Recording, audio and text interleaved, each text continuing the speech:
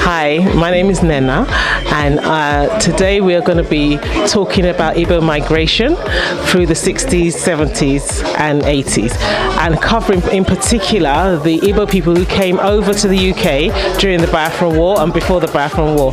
So we are looking at really what experiences they had and how they supported the Biafran War efforts and the impact that the trauma of the war has had on their children. So hopefully we're going to have really lively discussions going through all the different things that our parents went through, that we have gone through, and what we want to get out of this is healing. We want to get out of this shared experiences and just real kind of uplifting and togetherness.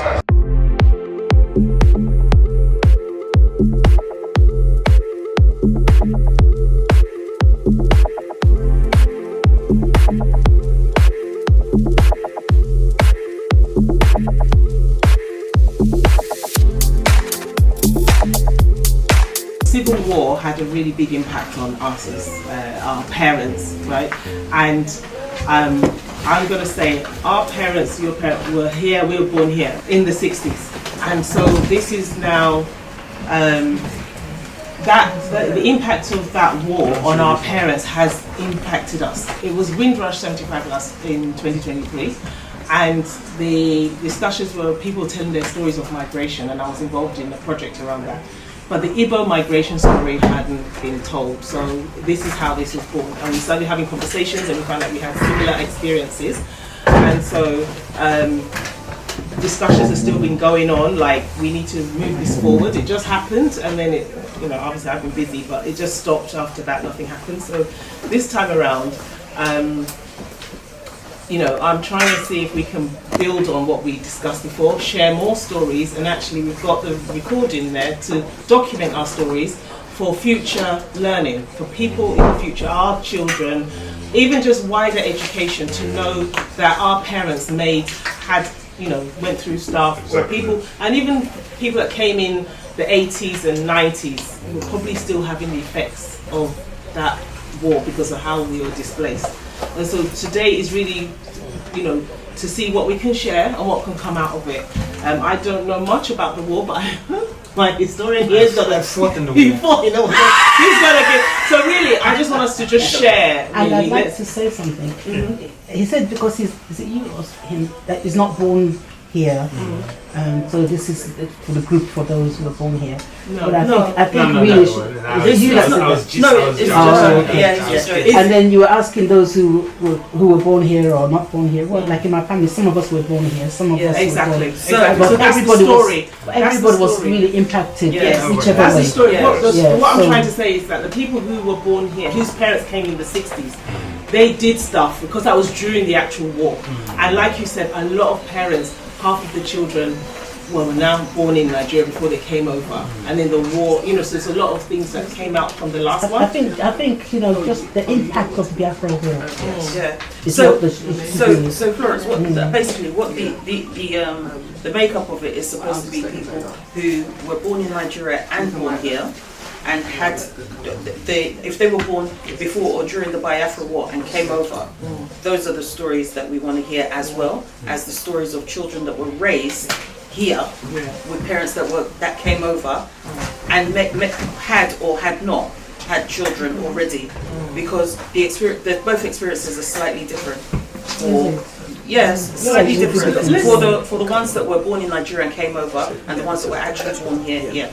And also, it's a different story from the Nigerians in Nigeria that experience the war. So the story we're focusing on is that migration to another society.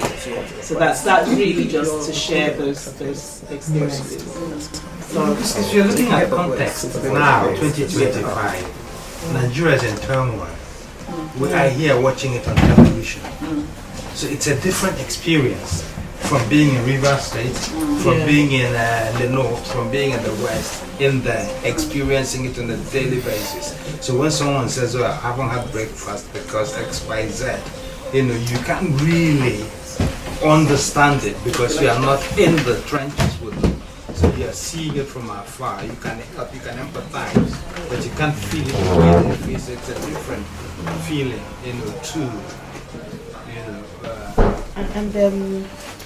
There's something I've observed, which I think is not really, because we're not a people that have documented history. A lot of things are being neglected, and like what I've observed is like the prejudice from our own people against us over here. So I don't want to hold that thought. I just want to throw it in, then you remember it or note it for. Yeah, it is a question that's in here, but anyway, go on. Yeah, because I've forgotten what was. Yeah, the prejudice is. There's a prejudice against us over here, and even the new generation of those that travel over here, not post-war, there's a prejudice from them against us. Yeah. I'll give an example. They laugh at our generation that you don't speak Igbo, you don't understand it, you don't understand it. There's a lot of reasons. I'm going to finish there. So just want to make it clear, then you know what I'm talking about. Yes, we don't know, and they mock our parents. You should have kept the language, blah blah blah. But there was a reason. I don't know if you know the reason, but you're going into this. You're going to if you know the reason, I don't need to go into. No, we do need to go into it. We will come to it. But not yet. What I mean is not necessarily the platform. I'm just raising that there's prejudices. It is the platform. Okay. So we're going to come to it. Okay. We're going to come to it. Okay.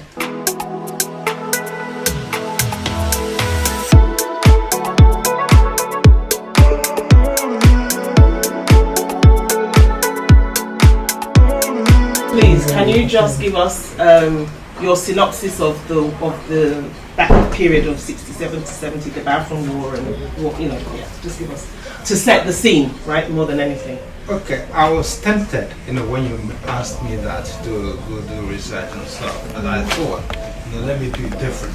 Okay. Let me see what I remember from conversations, from stories and stuff like that.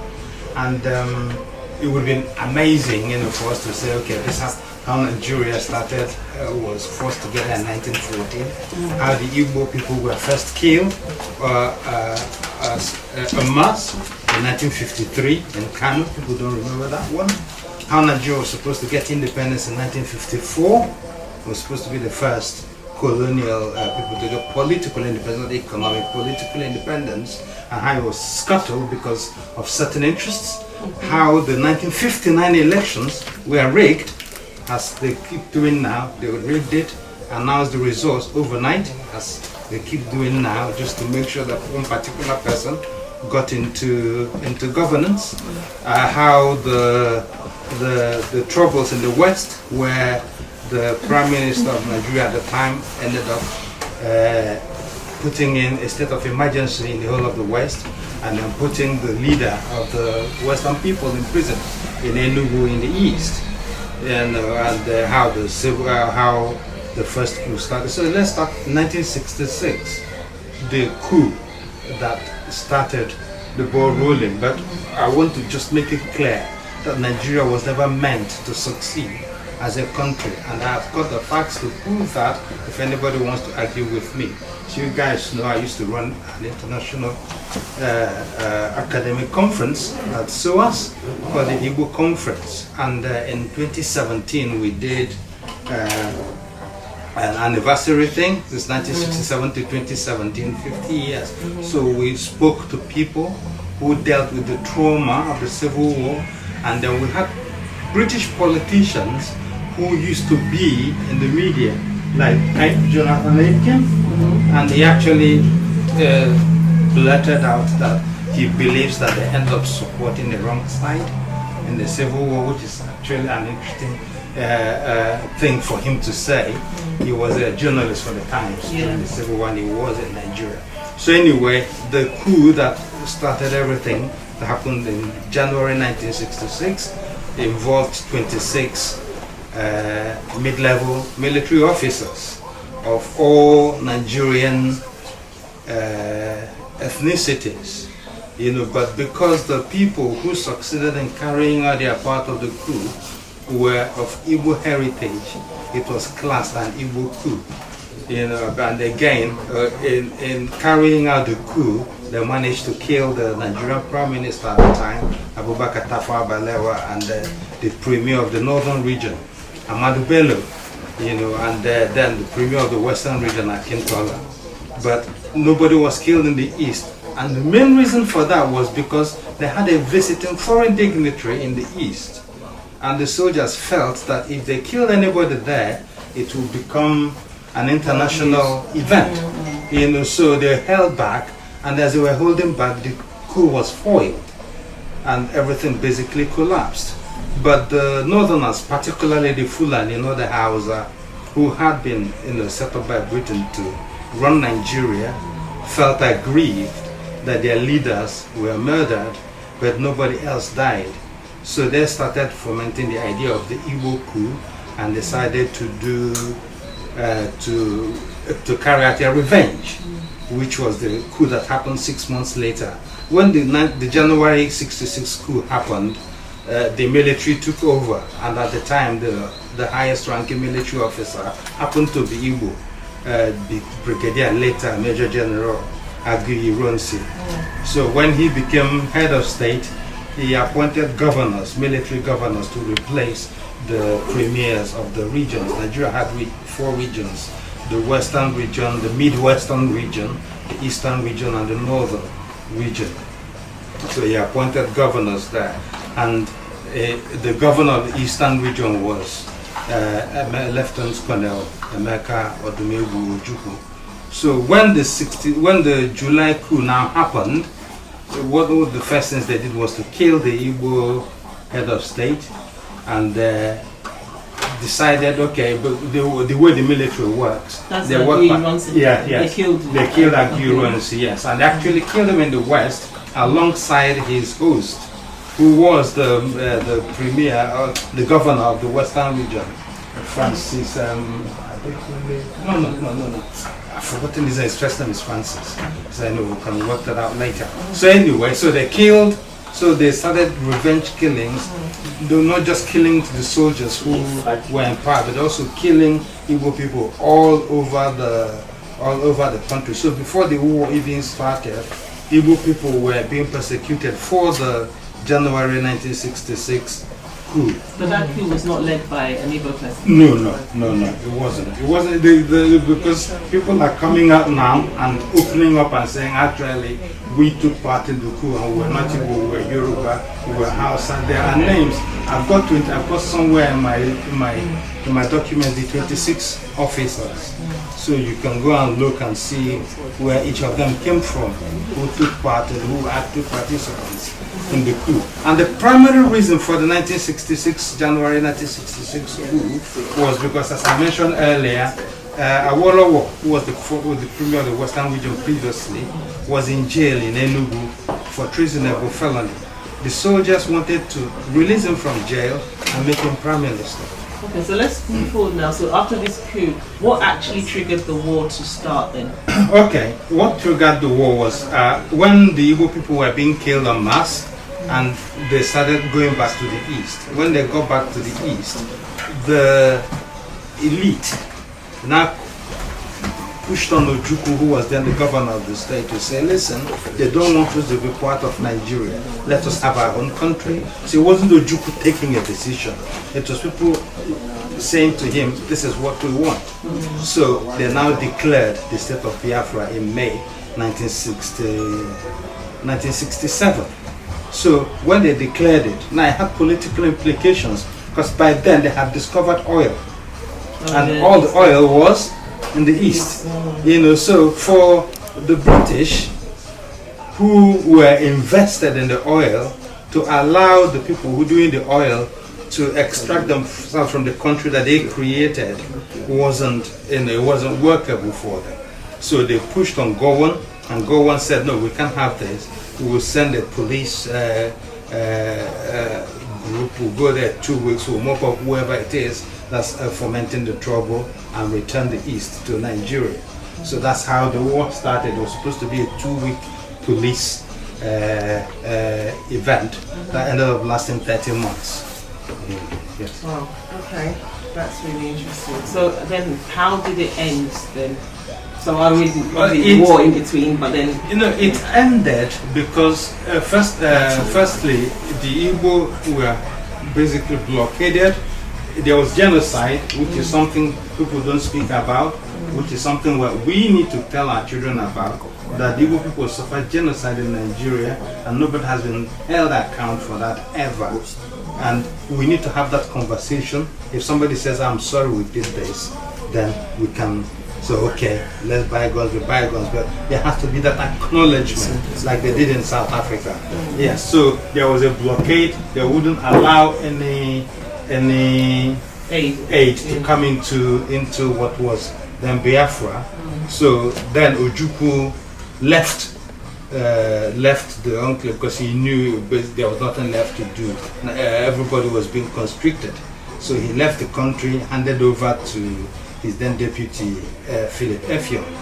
And immediately he left, the older soldiers came round to Effiong and said, we have to stop this. So Effiong now signaled Obasanjo, who was the commander of the army, and said, okay, we want to sign a surrender.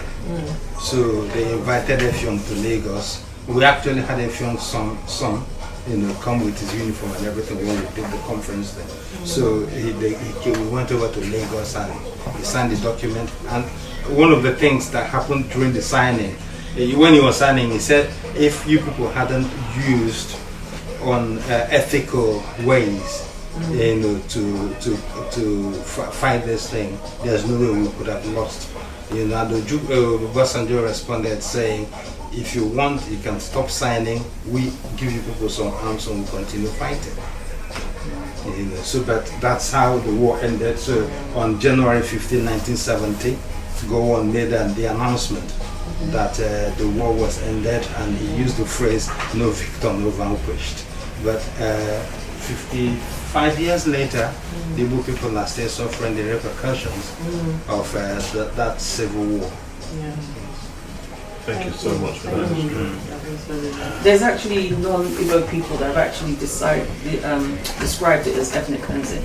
Not just the genocide. Yeah, because people are becoming more aware. Because even today, it's still happening. It's still happening, but we're saying that the war itself was genocidal.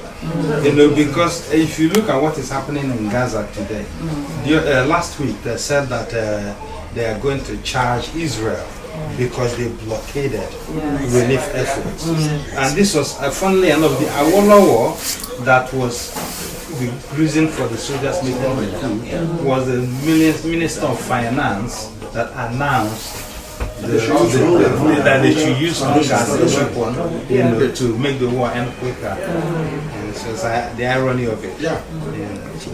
It's a total closing. Okay, thank you for that. That's really hopefully set the background. I didn't know half of that. So.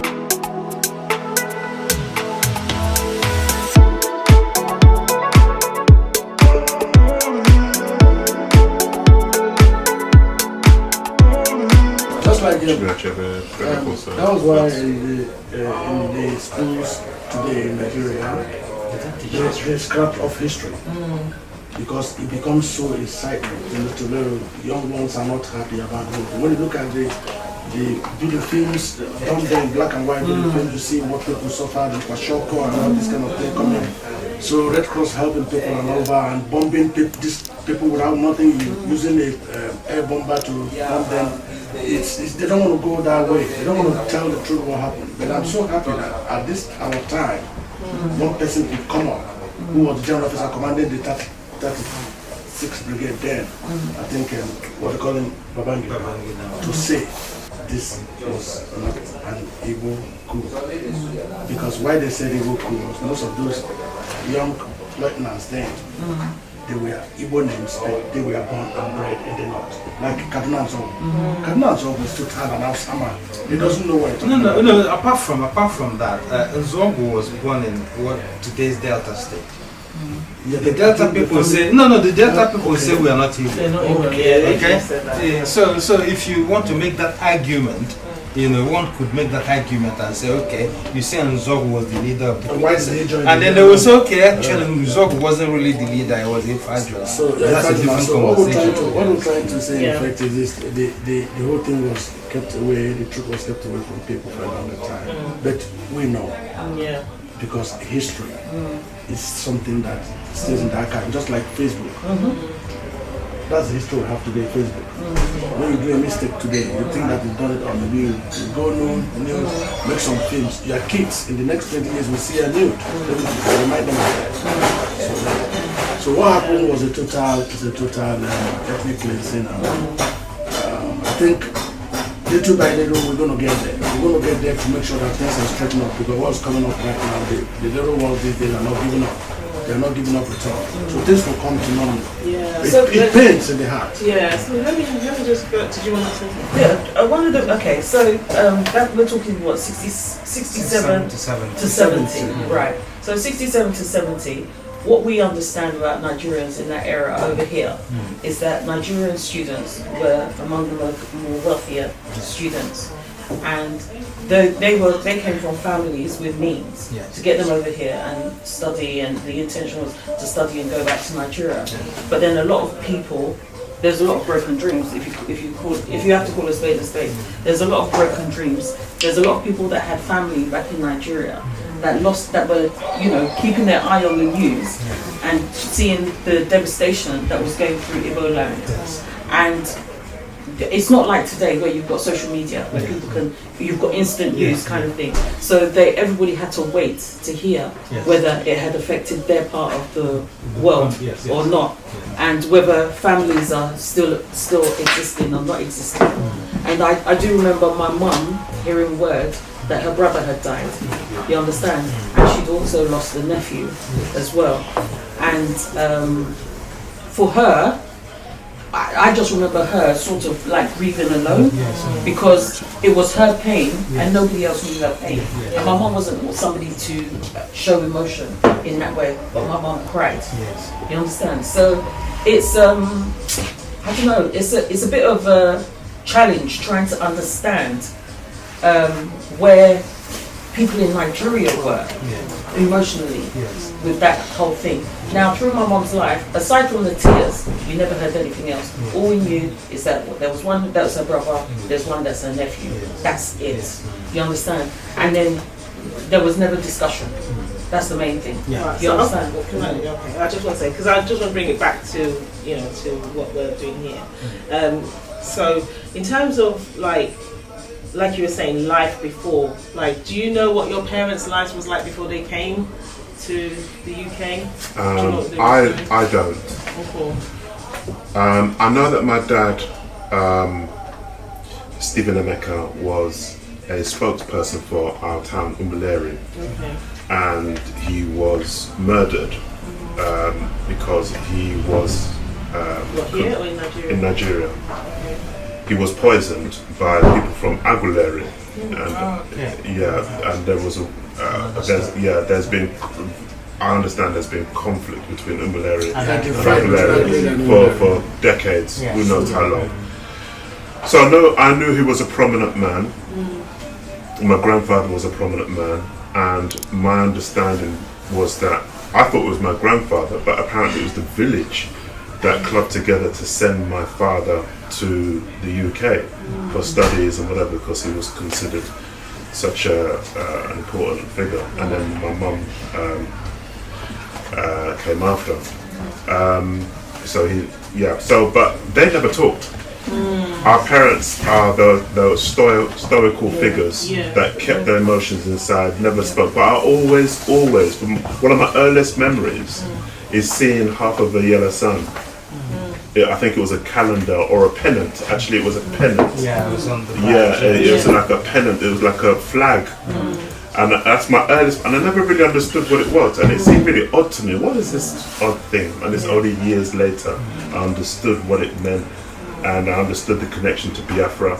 And it was only years later that I found out from my mum, that I mentioned before, that my dad fundraised for the Biafra War.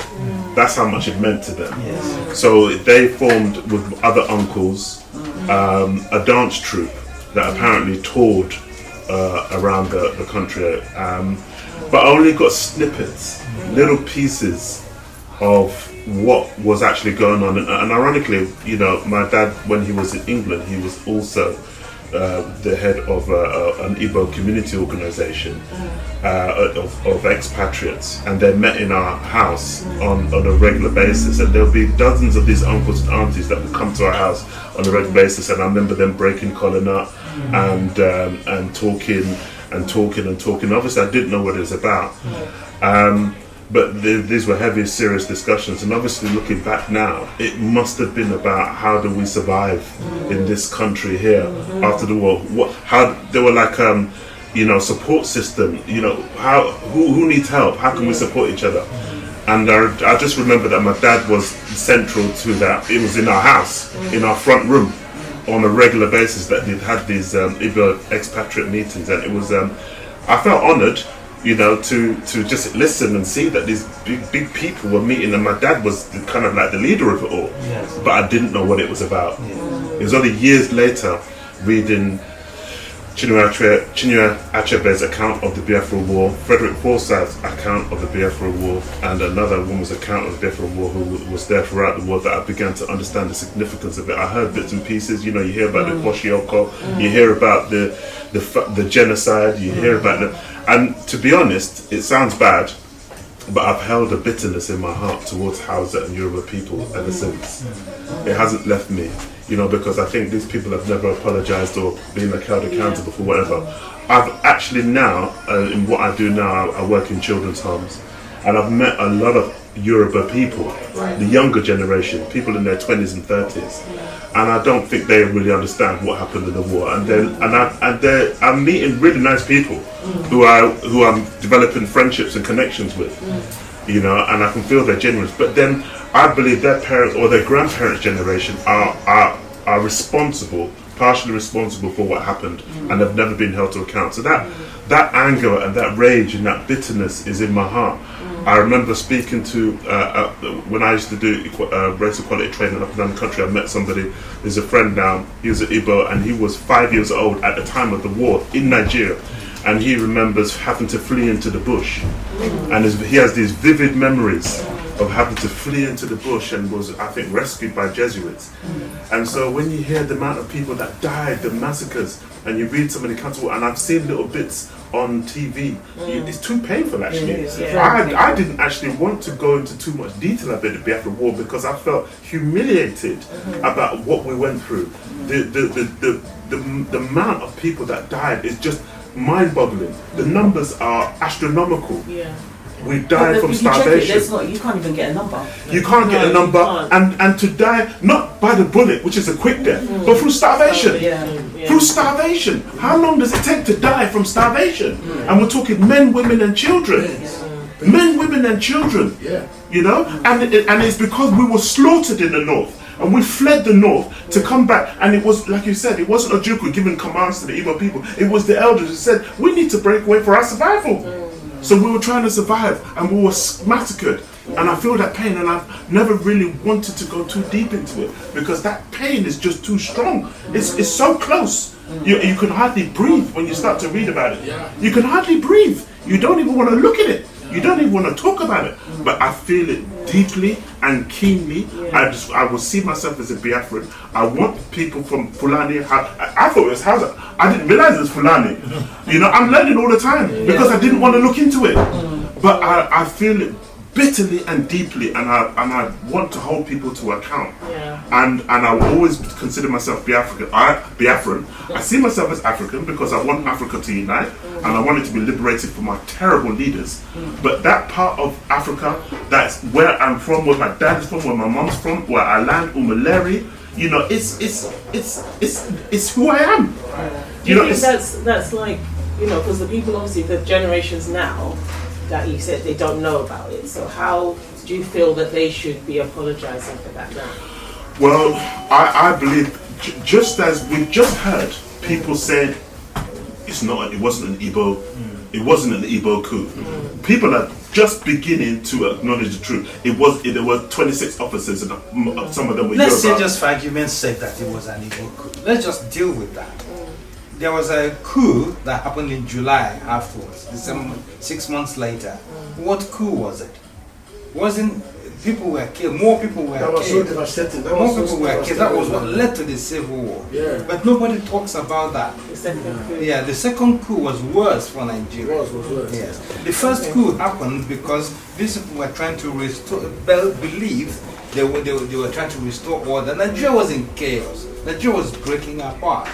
Anybody who lived in the West between 1961 and 1966, they would tell you that the coup was a blessing because it stopped a lot of things. But it's an excuse to kill Igbo. No, but the reason they killed, let me just throw into it. The reason for that, you know, when you give a dog a bad name in order to hang it, the Igbo have, since the setup of Nigeria, been in charge of industry, merchants, business. They were running the country economically. So, and it breathed Jealousy. That bred resentment, not jealousy, resentment.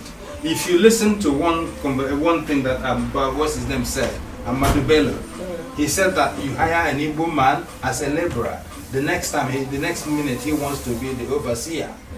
You know, so that if the British that they're in the north, that they'd rather give contracts to expatriates because they don't have because they don't want to give it to the Igbo person.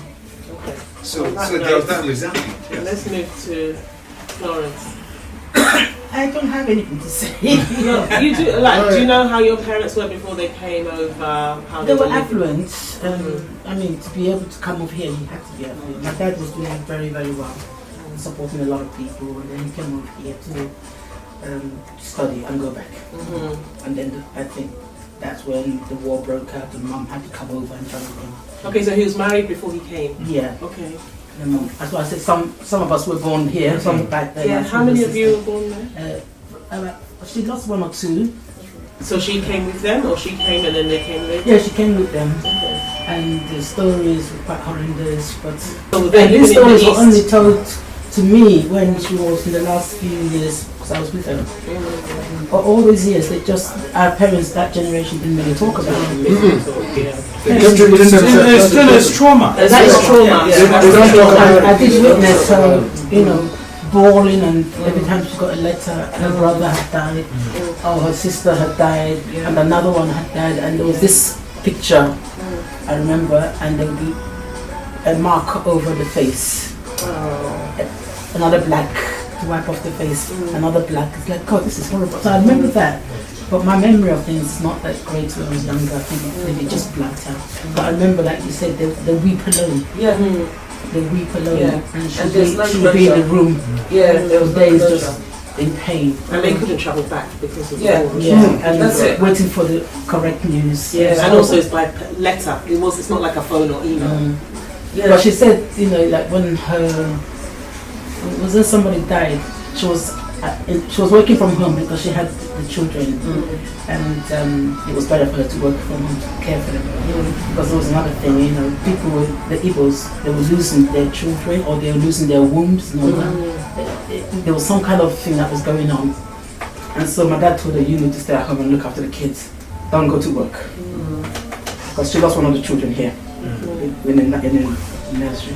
And what happened then? Yes, she was sewing away. And she said there's something that happened, and it was like God was showing her that something, somebody was at the window. The window was in front of her, and the curtain would move, and she thought it was the children, but the children were at school. She said, to Robert, stop playing, leave that, and she kept going like this, and it happened several times, but she was so engrossed she didn't notice, she didn't realize that the children are at school.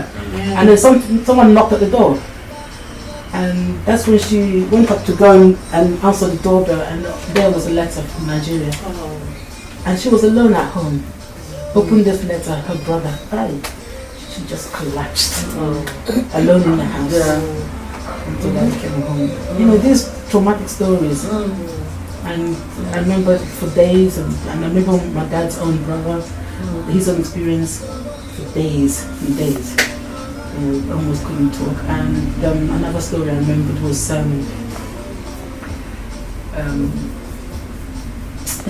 it's not nice to talk about these things.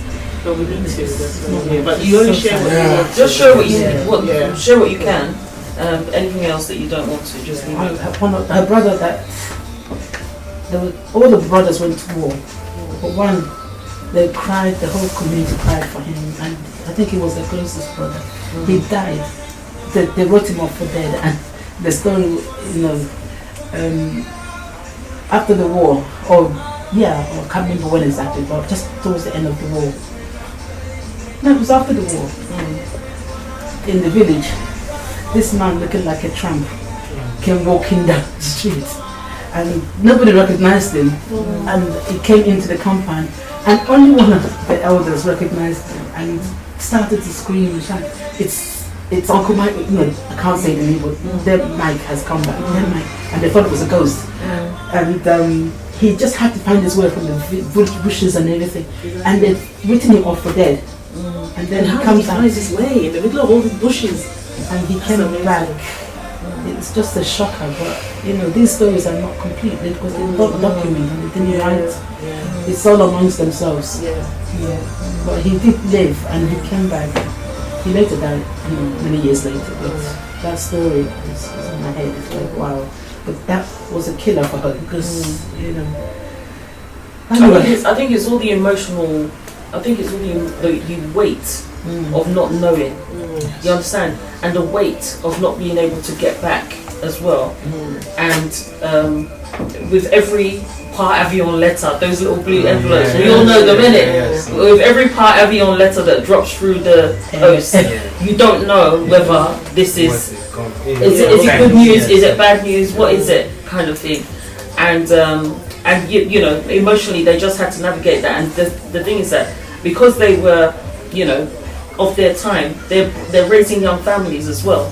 And then in raising young families, the patience wears thin. So all of us were brought up with sort of like a hard, look, if I put you here, you stay here. Isn't it? Yeah. Sorry, I don't want to try and halt the conversation, but I just wanted to say about our parents. Like when my dad came, he was a student, isn't it? Yeah. And then my mum was also a nurse, so they were quite, I don't know, affluent, is that the word? And I think his brothers put money together to get him, like I think I don't know if they sold land or something like that, but they did definitely put money to send him abroad as well. And actually when we went back, they were saying this walk that he walked, the last walk before he left down the compound, and everyone was clapping, like this guy, going forward. That's really interesting. I mean, any other things about them coming over? I mean, I don't remember a lot, but I do remember very vaguely, like when my mum's brother died. In the war, he was fighting in the war, and that was a really traumatic time. And I think they had sticks or something. Rather than guns. No, they gave them sticks, but when they now managed to kill a Nigerian soldier, they will now take over the gun. And then they will shoot someone, they get some more guns. So that's how they were getting guns. Yeah, so they got guns by basically getting them off the Nigerian so they didn't actually have a supply of guns. No, they prayed to make sure they didn't get any. Right. So gave them food, but didn't come to them. Yeah, that was very, very sad. So I think just like it's quite interesting that yes, they came on a certain level, isn't it? They came over with expectations, they couldn't go back, and hearing all this news, bad news from back home. And then I suppose my next question is really like, how was life when they were here? So they've come in at this level, and that's the height of racism, or was it? I think it was. I mean, in the 60s. 67. My mum, my dad used to travel a lot. I don't know exactly what he did. I guess he was, still working on behalf of the Africans, but I don't really know. But I know that that's what was close to his heart, so he must have been. But he was travelled. I just remember him being away a lot because I used to, when I was a kid, I used to stand, outside waiting for him to come home. Anyway, Mum held the fort. And by 75, there were 6 of us. So she was bringing us up a lot, and she did everything she could. She used to make cushions, wigs. She used to do a cleaning job at solicitors down at Clapper Junction. And I used to actually go with her sometimes when I was older. But basically, Mum did anything and everything to keep us together. And when my dad died, and I was 12 years old, so that was 77, It was devastating, obviously, and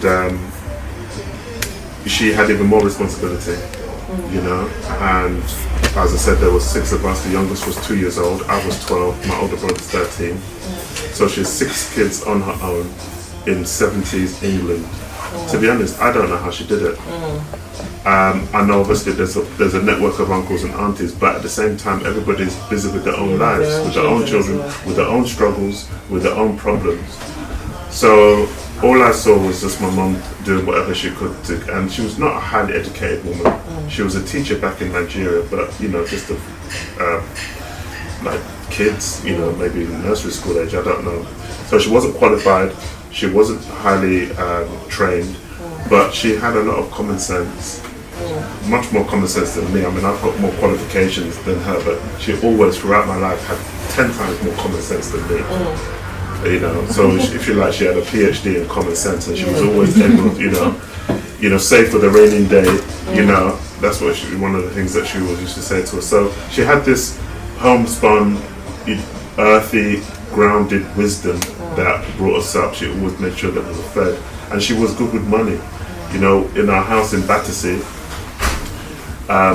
we all lived downstairs as a family, and then gradually we moved to take over more and more of the house. She rented out different rooms. Eventually she bought the house. I don't know how she did any of this, you know. And she rented out rooms, and she just managed to make ends meet somehow and bring up the 6 kids with a focus on education. That was always the issue. Education, you know, was always the thing. But she was also as well, we had to go back to Nigeria. When my dad died, I think the relatives in Nigeria always pressured my mum on my father's side, the relatives on my father's side, because I think in Igbo culture the father's side had kind of like power and sway over the family, the children. So they were persuaded, but I think they just wanted us over there out for resentment and jealousy, really. Because when we went out there, they never treated us good, you know. So my cousin, my mum managed to take us all out there. So all 6 of us were, I think in '82, we stayed there for a year. And it was traumatic at the time, traumatic experience. But the good thing that came out of it is that we learned a lot of our culture. We saw where our dad was buried. We saw where my grandfather's house was. My mum virtually had a nervous breakdown in London while we was out there because she was worried about us so much, especially someone like me who's so kind of rebellious and so anti-authoritarian in so many different ways. But we held it all together. Mum eventually brought us all back. Again, I don't know how. Apparently she sold cars in Belgium. I mean, the inventiveness and the resilience of our parents is something to behold, you know. And I can understand now how we rose from the ashes of Biafra to be so successful in so many different ways all around the world, because that in our DNA is incredible creativity and resilience. That's the kind of like fighting spirit I think that I had, that my mum had. She was absolutely devastated after my father died. In fact, for at least 30 years after, maybe maybe longer, she couldn't even mention his name without. We couldn't even talk to my mum about that, about her breaking down. You know, the trauma was just too much, because I wanted to interview my mum about her life and get some stories and whatever, but any time we tried to do it, she would just break down. So I had to abandon the project, you know. No, she died in 10 years ago. Yeah. And so I know that she struggled. I know that there were people that tried to take advantage of her. I know that she had to deal with bureaucracies, so you know, all kinds of bureaucracies. But through it all, she brought us up in our house in Battersea, and all of us went on to have degrees and careers and whatever. And it's all down to my mum. And so her contribution to our lives is incalculable. You can't estimate it. I did have some anger towards my mum, because when we was in Nigeria, we had a bad time with our relatives who didn't give a shit about us. You know, they didn't give a damn about us, and we didn't understand what was going on. We went out there. Our relatives took away our passports. You know, that old trick. You know, we were told we're going away for a 2-week holiday. You know, that old trick. That old trick. Yeah, we fell for it. But you know, at the end of the day, we found out years later that that my mum was virtually forced into making decisions against her will. She told us later that she wanted to commit suicide. She nearly threw herself off the balcony at my grandfather's house because she was so upset about the relatives making decisions for her about her own children, which they felt they had the right to do, you know. Anyway, so she went through all of that, the loss of my father, the loss of her kids. She virtually had a nervous breakdown in London. She recovered from that, brought us all back, and then carried on, you know, looking after us. Well into our 20s and 30s and 40s, you know. Well, actually, my older brother Eddie does it. He spent some time with with a foster family, a white British foster family, about a mile down the road, who still has connections with, actually, because our parents sometimes farmed us the kids out, didn't they? But 5 kids were home. He went out. But nonetheless, my mum, you know, he came to the back home regularly. But nonetheless, she brought us up alone. And when I say brought us up, I'm talking even when we were grown adults. I remember when I was at university, and I was still borrowing money from my mum, because she was, you know, she was so, I don't know how she got the money, because I was doing 2-3 jobs, you know, as a student, and even afterwards. But she had that wisdom with money. She had that ability to make a pound stretch, you know, before there was pound stretcher. Exactly. You know. And how did they do it? I still don't understand so much of my mum's life, if I'm honest. How she got through it all, what she went through, how she brought us all up, how she managed to make that money, how she brought us back from Nigeria. I still don't understand a lot of it. Eddie, my older brother, he's got maybe some stories, but it's been hard for us to talk about it, because as a family we've inherited that thing where we don't really talk much. And so this is just invaluable. This is just more than important, because it's to talk about it. I've never done this. The only time I've ever talked about Biafra and family in a major way is through this. You know, because I talk to Eddie a lot now. My older brother Eddie, we talk a lot, and we talk a lot about family, because we're that age now. We know that it's important to talk. We talk about other brothers and sisters, but we've never had a discussion about Biafra at all, ever in our lives. And I'm 59, Eddie's 60, 61. Anita Akabike, yeah.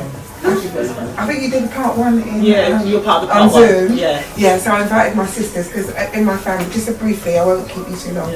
Briefly, there's which is a lot in a lot of Nigerian families. There's 2 tiers: the ones born back home and the ones born here. So I invited my sisters who were born back home onto that Zoom, and some of them were able to. Unfortunately, none of them could make it today, so I thought I'd represent. No, that's fine. Okay. Yeah. I'm Chibu. Born over here. I'm not Jamaican. Sorry, my name is Carol. Caden. I'm sorry, is that what you did? My parents came in the 60s, 60s.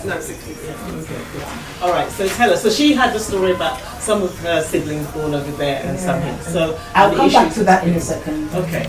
What my train of thought now is congratulations that you've done this, started it off, and I pray, you know, my idea is, my heart breaks, like I said at the beginning, this is right off my street. Something about middle-age crisis, perhaps, I'm not sure, but I've been just overwhelmed, engrossed in anything Igbo.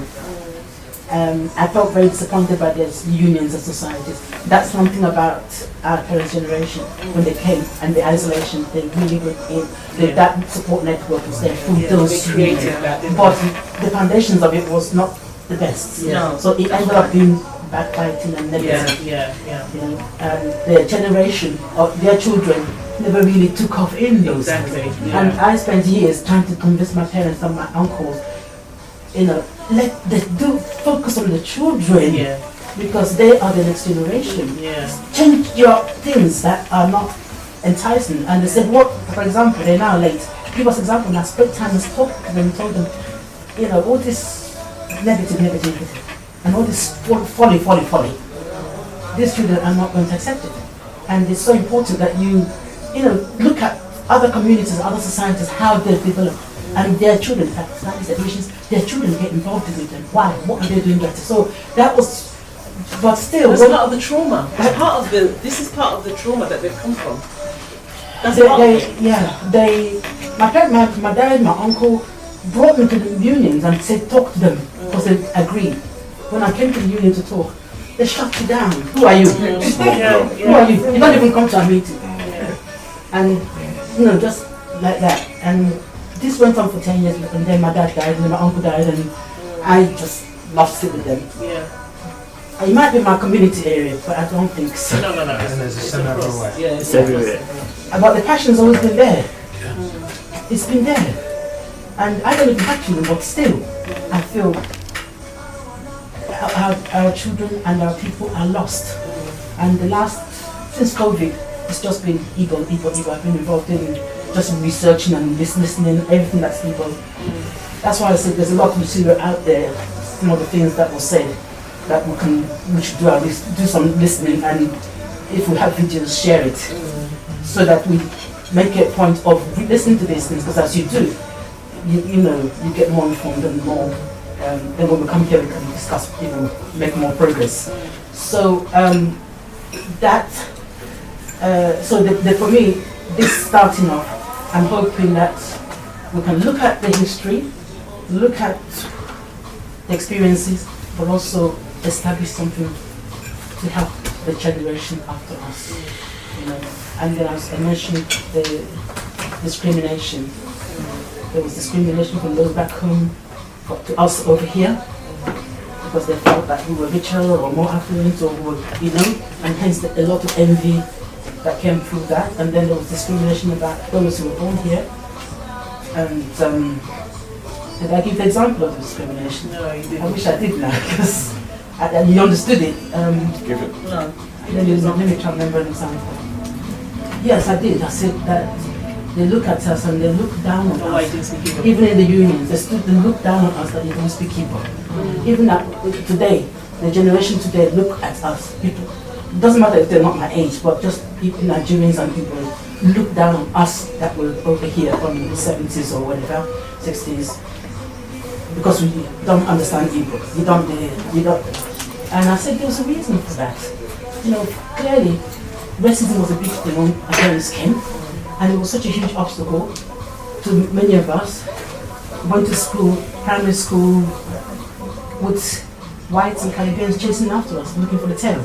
I don't know if you remember. Oh no, Frank told me about your stories. It was traumatic. Yeah, Frank told me about your stories. They beat us up when we go to the toilet, they're looking down, they climbed over to come and look for the tail, and the people like monkeys, all those kind of things. And then in class, we couldn't really follow the language, but my parents were always spoken in Igbo. And in the community, they discussed it, and they realized that they had to try and speak English in the home, so that the children can, because their focus was get education, and you can't progress if you don't have the basic stuff. Education. So they changed and stopped us talking Igbo at home so that we could get that education. Today, it's taken for granted. Our parents went ahead and broke a lot of barriers for the generation today, but to them it's like they disregard all that, and it's not spoken, it's not even documented anywhere, so they don't even understand it. So that's what I meant about the discrimination. There's other kinds of discrimination, but that's I have to say, and I do hope we can build on that and find ways to break that communication thing and establish. But do you think that is because our parents wanted to improve their English as well, rather than their English was good? No. Our parents were educated. They were educated. They were bilingual. Yeah. I don't know. I'm not too sure whether it is because I can't personally say that my parents had this clear. We're not going to speak to them in Igbo because we want them to progress through the system or through the academics or whatever. I can't say that was clear. One thing, all I knew is that we didn't speak Igbo in the house. We didn't even understand it. You understand? So, and when my parents are speaking to us, they speak to us in English, and that was it, But I can't say that there was a clear, concerted decision on that school. That was never discussed. No, it's never discussed. That's just how we were raised. I went and I had a conversation, I asked the questions. But you know that generally they would have spoken to you in Igbo, but maybe they made a conscious effort to speak to you in English. Yeah, but I don't. That's what I'm saying. I don't know. Yeah, I don't know how I got to know this, but I do know that it was maybe my mom told me, I said, in the Latin years, she told me a lot of stuff. You guys were not doing well in English and all that, and they had to stop. Okay, yeah. So I remember, because four of my siblings distinctly coming over. Apparently, I was 6, and it was on my birthday, my 6th birthday, 25th of March, 72. And thank you. And Emma was about 3. No, 25th. I said, sorry. In 2 days' time, yeah. Yeah. So I remember being that young, and the only language my sisters knew at the time was Igbo. Well, they knew a bit of English, but not that much. So there was no choice. They were speaking Igbo. Emma and I speak Igbo today because Emma's really much better than me at Igbo. But that's because that's what they were speaking. So that's the only way. My Igbo's watered down and very diluted, but I can understand it. So, but I do know a family who used to get fined at the table if they spoke Igbo in the house. The parents, were fined. And it's not, it's not because they disrespected the language. Exactly. It's not because they didn't help them in English. Even the children at that age, a lot of them spoke multiple languages, Igbo, Yoruba, and Hausa.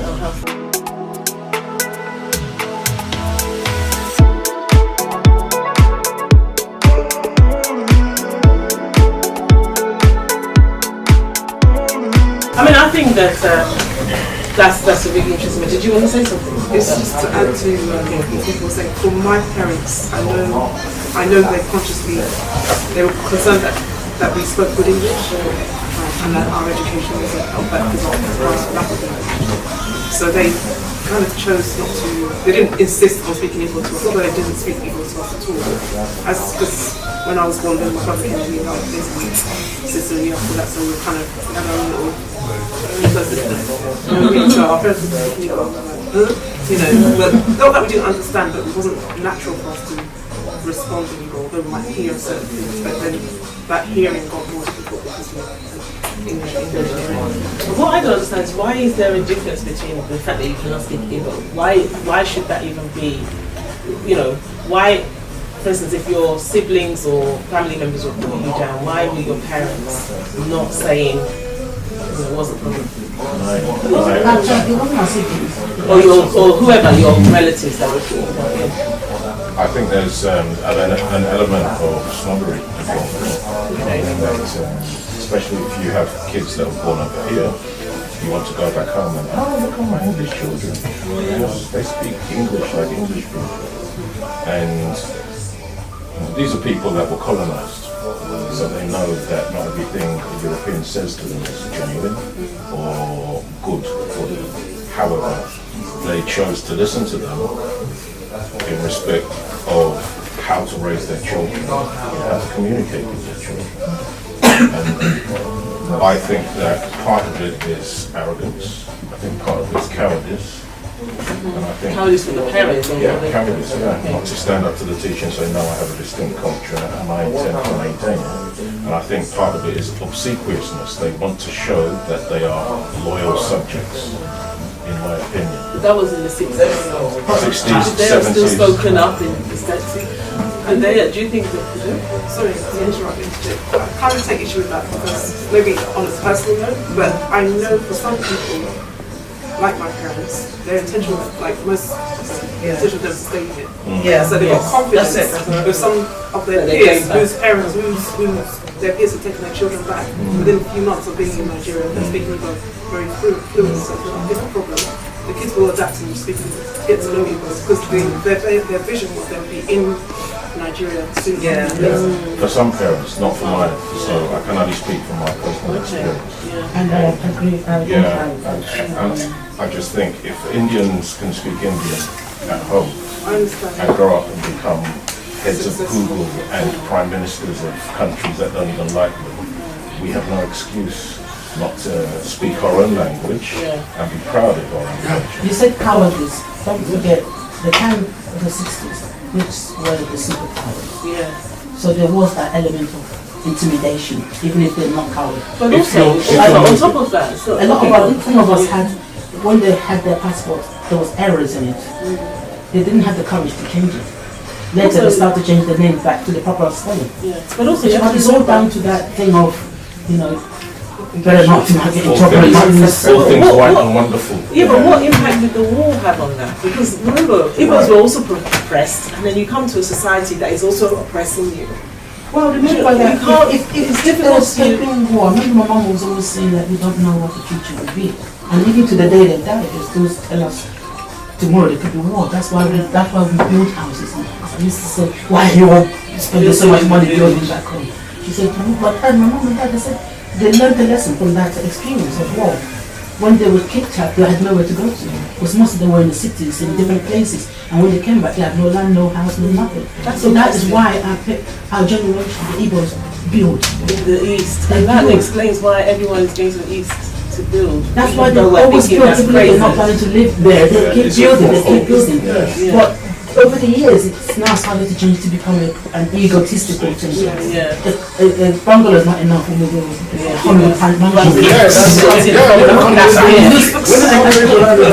happened, you know, it's so great. What they're doing is so great. I don't.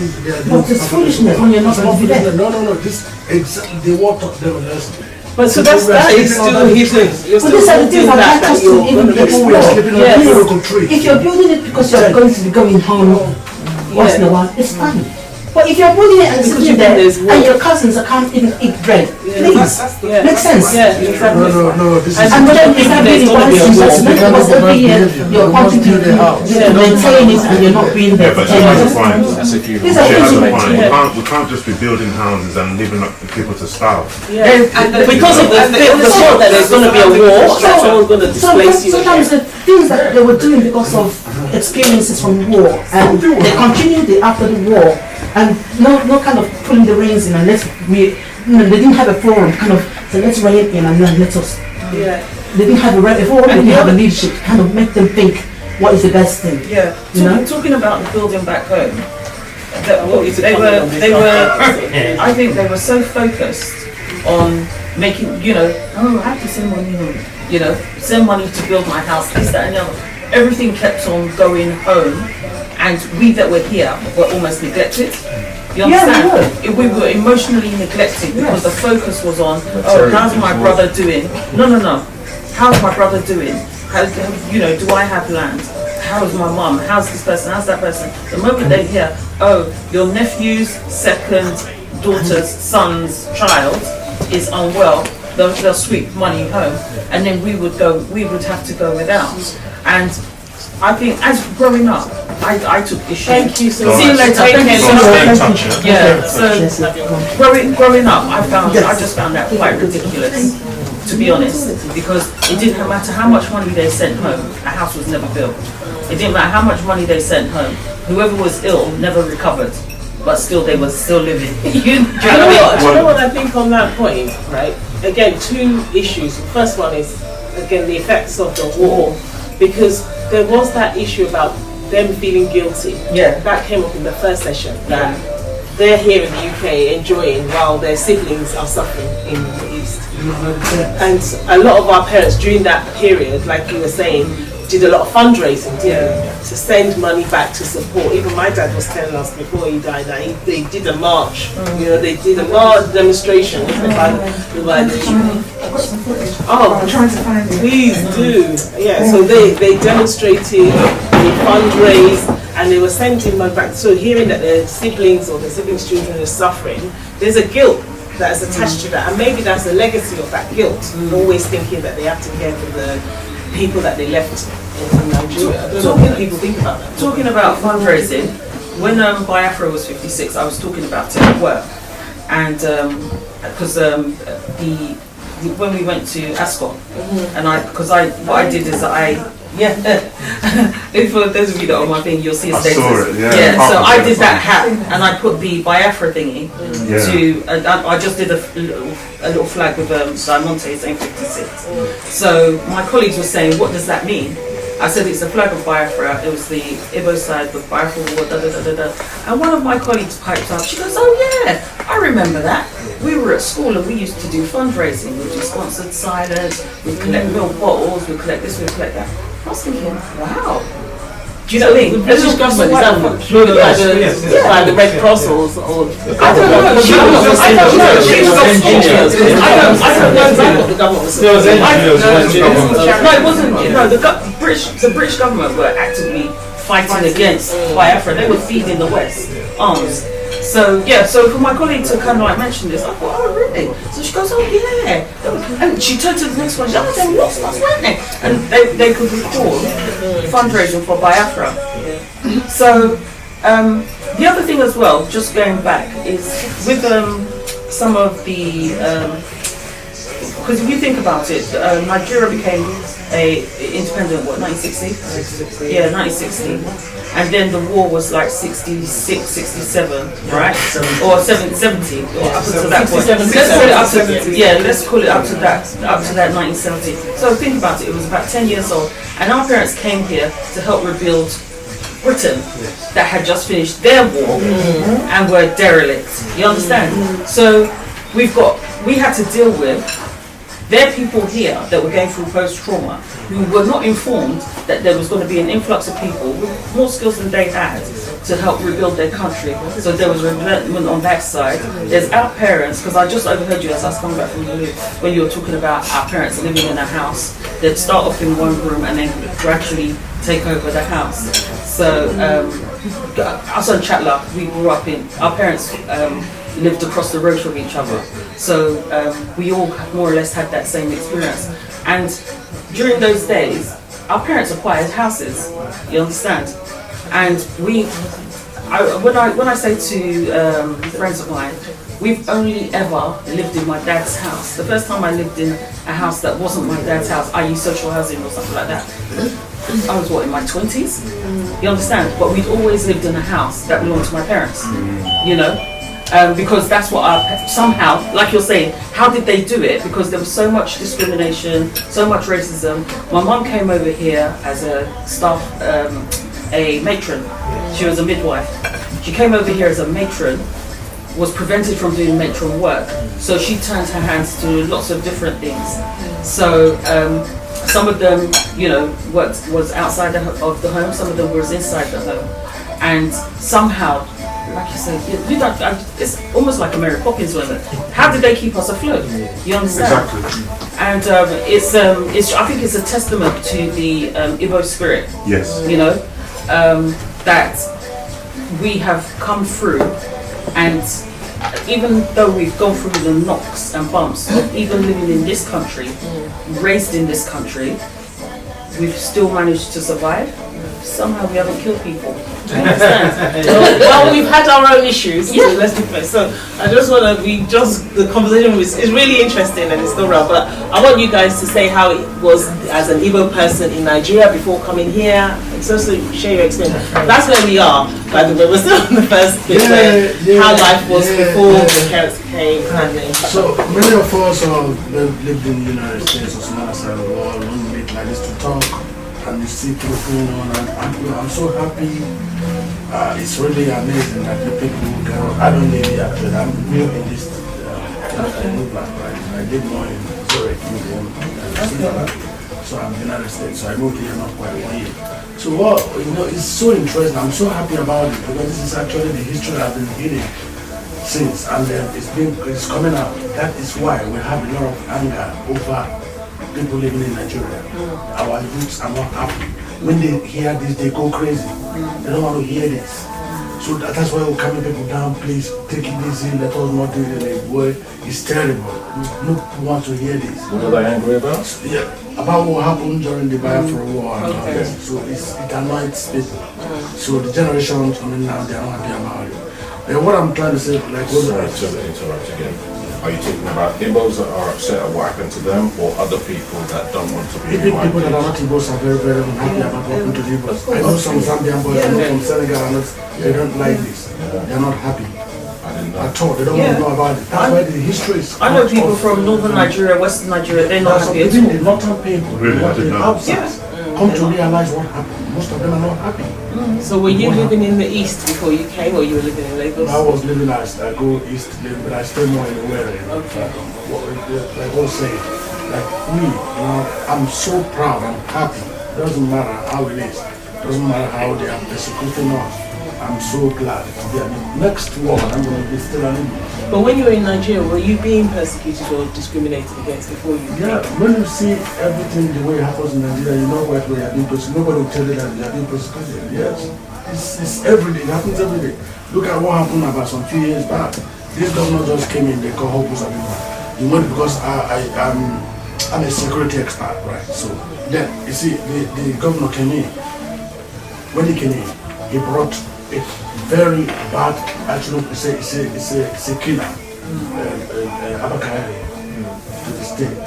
All this problem we're having in the East was caused by this Abakari. He trained a lot of snipers. Not Igbo then? Yeah, one police criminal, so he's a Fulani guy.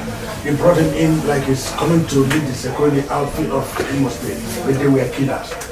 I know people that they took their cars, because if they come to a place you have a lot of money, they kill you, they take all your cars, there's nobody, no record, nothing. They don't bring you the car, they just give you, they kill you immediately. So this is persecution. It's not persecution, it's persecution. When you bring a Fulani Execution. yeah, it's persecution. Yeah. When this is not despising and trying to cleanse, it's a cleanse, it's a total cleansing. When you kill a lot of people. I had a friend that I met in a hotel in Mbano, was to cut he said, oh, with his machete. A little guy. And he was with impunity? He didn't get any... Yeah, you see, but at the end of it all, he was involved into some certain, we've read history. He was involved into drug business during the Marwa time, about 3 years ago. And they brought him out, he's out now. While our brother is still in there, not, so that those kind of things. You see those things are happening in your face, So you're talking about persecution and being despised. You see it every day happening. You see it every day happening. Some young boys, you carry them and kill them, you won't know where they are, no records, where they where inbound. Well, we should be, go. So, what's your next one? Thank you. In general, if you grew up in the East, the funny thing is, when you're a kid growing up, you don't really notice want. It's when you become an adult and you find that some things are not accessible to you and you start asking questions. But as a child, you don't notice. Exactly, because your worldview is your parents and your relatives. But if you look on a general scale of things, Nigeria as a country is like this. You have a rail line running from the north to the west. You have a rail line running from the north to the south, to the east. There's no rail line running across like this, so the triangle is not complete. That's deliberate. There's a major river called the River Niger that confluences through Nigeria. And the bridge that they have there for 40 years, they've been giving people money to make it better, and nobody has brought that because there's no accountability. Okay, so I want to know what's your experience. No, are you about to land? No, yes. I want it personalized. It's generally my experience. Okay. In the sense that. Were you living in the east or the west? I lived in the east when I was growing up. Then I went to school in the Midwest. Okay. Then I did national service in the core north in Katsina. Right. So as the main. But the thing is, when I lived in the north, maybe because I had the uniform of somebody working, doing government work as a corper, I was treated differently. And because of the way I looked, I was fairer than this when I was in Nigeria. I got darker when I came to the UK. With no sun? People used to say, well, the way you are fair, when you go to the UK, you become like Aslan. But I didn't like being fair. So when my skin dark and I was light, that's a different conversation. So when I was in the north, actually I was brazen in some of my attitude to approach to stuff. I went to see the emir without permission, without consent. I said to him, listen, I want to go around the whole of Katsina and I want to write a book about the people. And he looked at me and he smiled. He never spoke English in public. He spoke English to me. And he says, look, I'm going to write a letter and I'll give you the letter and I'll give you someone to accompany you. So he did that. And because I had that letter from the emir, I was able to visit any place I liked. And whenever I had to spend the night, they would put me up in the emir's quarters on the emir's bed because I was the emir's representative. And what I learned there was how they deal with hierarchy in the north, which is different from the east. And the thing is, with the northerners, when they accept you, it's totally different. When they detest you, you're in trouble. Yes. So essentially, I am not the best example in terms of treatment. Yeah, so my experience growing up in Nigeria was mostly positive. In living outside Igbo land, all the times I've lived outside Igbo land, I've been treated, very, very well. So I haven't got anything negative to say with regards to the people I had encounters with. Were you there during the war, or have you left already? For my time. So, okay. Okay. So I can say about after the war, because that one I remember distinctly, because after the war, what people don't realize, the East was treated as an occupied zone. The way they treat Gaza today. They had soldiers patrolling from 1970 to about 1976 in the East. Most people don't know that. Because first of all, one of the things they were doing was giving rations to people. So every morning, I remember that very clearly. People would queue up and the soldiers would serve them food. Because after the war ended, again, but from the World War thing, all the money that the Igbo people had were confiscated, and every adult was given 20 pounds to start. And these are people who are running industries today. They started with 20 pounds. And that then adds to why our parents were sending money back. Yes, of course, they needed to do that in the same way that today we also do send money to siblings and stuff. Last year, 2023, Nigerians have remitted $5.5 billion. Seven. Okay. Now I was talking 2023, not last year. Yeah, 2023. So just imagine how much that is. And these are the ones that are recorded. Not the one where you are at the airport. No, you are at the airport, somebody is trying to give this 200 pounds to my brother. Those ones don't count. The ones that we are recorded were $5 to $7 billion.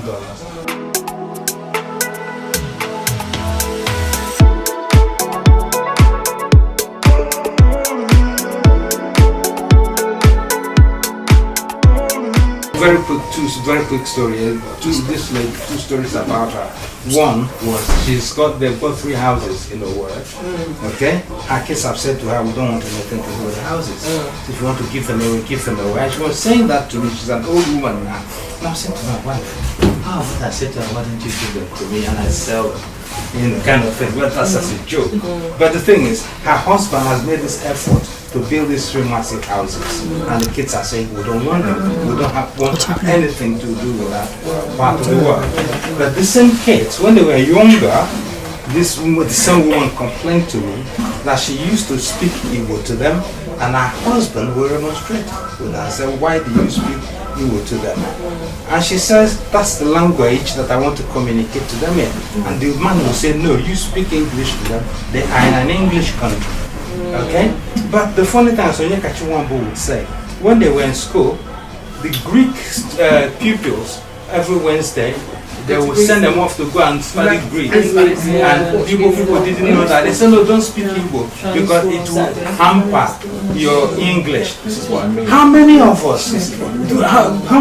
us, like you talk about parents who were born in Nigeria and they came over, how many kids have the accent or diction of their parents? So you find that it's not your parents that are teaching you English. It's television, your friends and your school. So the parents should teach the kids what they know.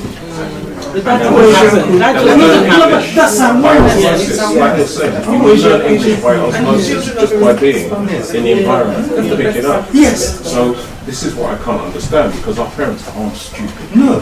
They wouldn't have made it over to the UK if they were stupid. So for them to feel that somebody is making sense of, oh well, if you speak your language, they'll never learn our language, blah blah blah. It's a mentality thing. It's maddening. No, look at Chinua Achebe, the book, No Longer at Ease. The guy who went and studied English, and he came back and he was working, and his clanmate was speaking to him and he said, your English is terrible. and it says you don't agree to speak Igbo. Me, I can't speak English properly, so I can only so far you understand what I'm saying to you. But the thing is, the Igbo people, they regard it's a pride thing, like you said, to speak English. A friend of mine in New Jersey, he sent his oldest son back to Owerri for him to learn Igbo. He left him there for 1 year. He said immediately he left to go back to the US. His older brother told his children, speak English to him so he can understand his intonation. So his son spent 1 year in Nigeria. His cousins became fluent in American English because they kept speaking English to the young man, and he kept responding, and they were basically, adopting. So they got American accents, and the guy couldn't. If you say "bia," I say what? Can I just say something on that and on something else that you said about you talked about sending money? Yeah, because from our perspective here, from the people that were born here, that idea of supporting your family back from creative divisions here. So where we're suffering or we're struggling or we want, like I said, you want a new pair of trainers, no, you're sending money back there. That thing creates division. And on top of that, I think what we've all said is that our parents don't share. In the same way, this type of thing, you send your child to Nigeria, because there's many examples of people who were sent back and you don't carry them along, they don't explain why they're going back. So that is why a lot of children, that's my own opinion, they're not interested in Nigeria. A lot of, and even when you get to this age, you're going to discover these things for yourself. You're now going to research for yourself and to have a new relationship with Nigeria, because all the stuff that was coming out from Nigeria was all bad. So, and I think I wouldn't go as far as saying bad. Well, if it's not, they're going to kidnap you. I think the bottom line is, even though our parents had a relationship with Nigeria, they never carried us along in that relationship. That's the key. You understand? And in not carrying us along in our relationship, that to us, that's your relationship with them. Yes. It's got nothing to do with us. That's the key. Understand? Because the thing with regards to language and why parents speak English at home rather than Igbo. It's easier. It's more comfortable. It's more convenient. If you say something to your son or daughter in Igbo, and they keep asking, what did you say, you run out of time in your head. So you look for the shortcut, and the shortcut is, what language does he know better? You speak it, and it becomes more convenient going that way. I think it's about intentionality, because I think a lot of what I see online, and I've had discussions with other people about, even people that had left the UK to go to Nigeria, they struggle to speak English, but then you have to be intentional about what is the learning. As an adult, as a young adult, I think at any time, at any time you just have to be intentional. Yeah. So what I see now, even those in Nigeria, they are insistent that their children must be reading, and they're speaking to, especially those that are town dwellers. I'm seeing more of that. I'm seeing more of that awareness and appreciation of the fact that I can't have my child not learn English. But I had a shocking thing the other day, because I was speaking to a young Igbo guy in one of the houses I work in. He's 30 or something, and he was telling me, because he'd been to Nigeria recently, he said, "Chi, in Igbo land, the young people growing up don't speak Igbo." That's right. In Lagos. Not even in Lagos, in Enugu. How do you explain that? Pride. I didn't collapse. Yes. What it is? Because they're watching CNN. The kids of these days are funny. The parents are funny. One of my are happy. Yeah, they're delighted that they're kids. That's why right now in Houston, Yeah. in the United States, the Igbos, they are fighting to make sure that they have a section of the school that teaches Igbo language, and it's coming up. My cousin. Yes, Is this something that we should do here? It's coming up. My cousin. In Houston? Okay, let me tell you something. I'm not saying anything about it. 6 years ago, okay, let me tell you. Let me tell you what happened in Houston. Sorry, people. Sorry. Yeah, we call it.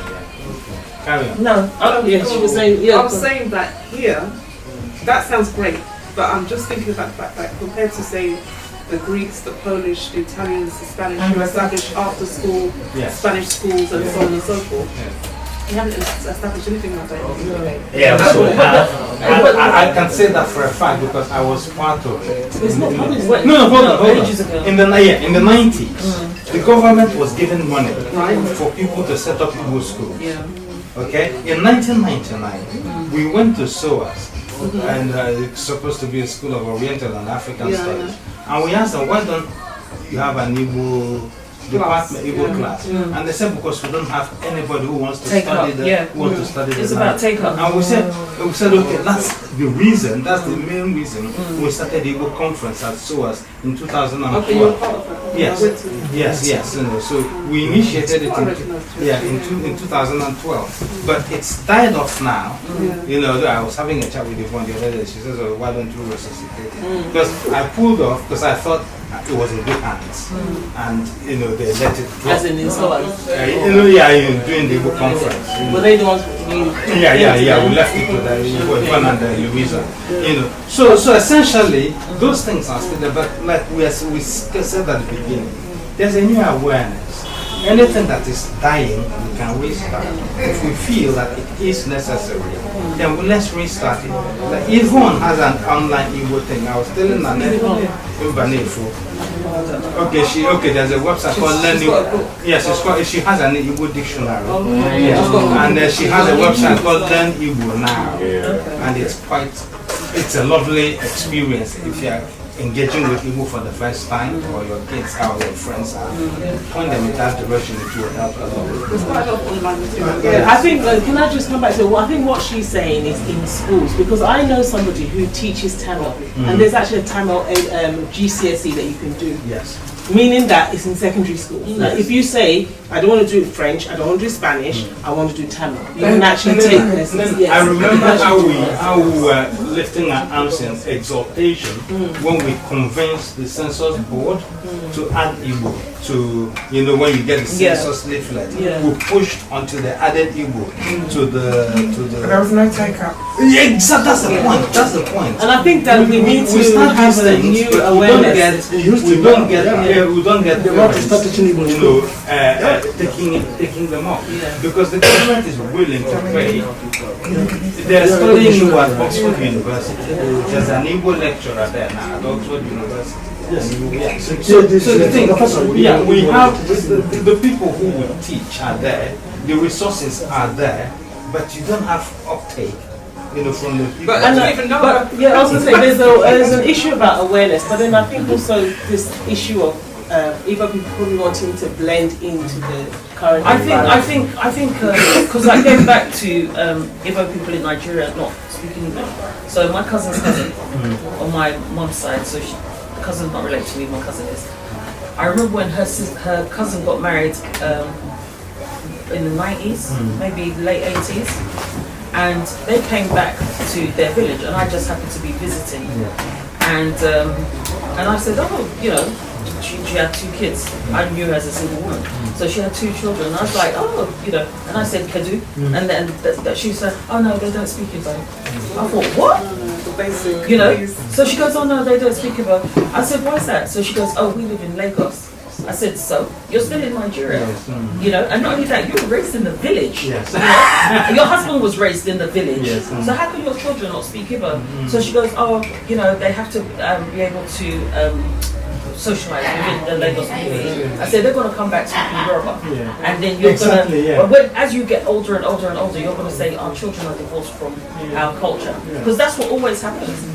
That you don't teach them when they're young, and then you'll say, oh, you know, they're divorced from their thingy. And just, you know, from my own personal experience, so like my mom died when I was 13, as you know, and after she died, we went back to Nigeria. And the only thing that made me understand Igbo, because I had a cousin, when you talk about intentionality, right, I had a cousin that always used to get me into trouble. And she spoke Igbo. And then all I would hear is, oh, Aluchu. You know, because they never called me Aluchita. Oh, Aluchu and nobody else. And I used to say, Aluchu that did what? Because I was very London, you know. Aluchu that did what? Aluchu that did what? And because of that, I now started pushing. And the way I did it, you know Igbo Mass? Yes, ma'am. Igbo Mass was how I did it. So when I hear a word I don't understand, I say, what does that mean? What does this mean? And then I also went with names as well, because there's always a theme for the names. If you haven't got the chi and you haven't got the what's the rest of it, kind of thing. So with all of that, I can piece things together.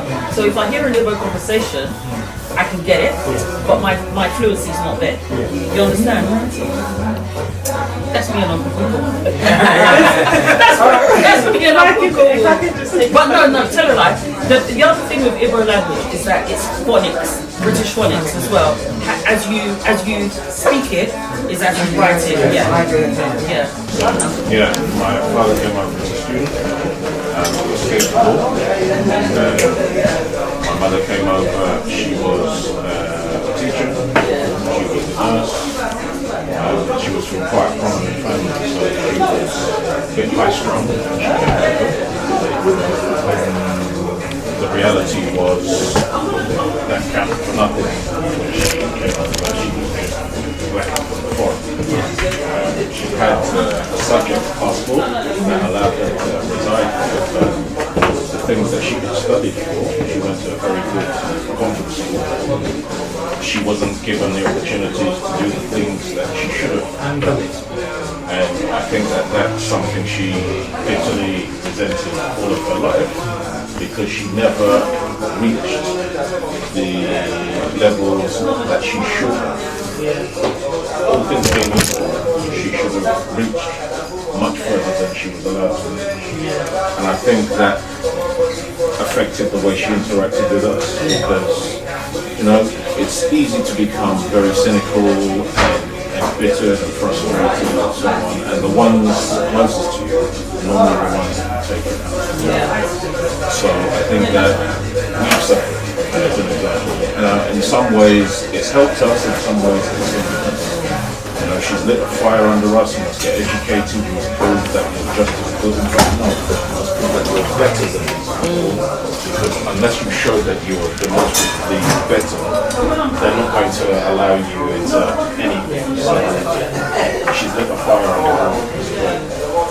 I think the negative thing is that it's almost as if her identity was a stigma.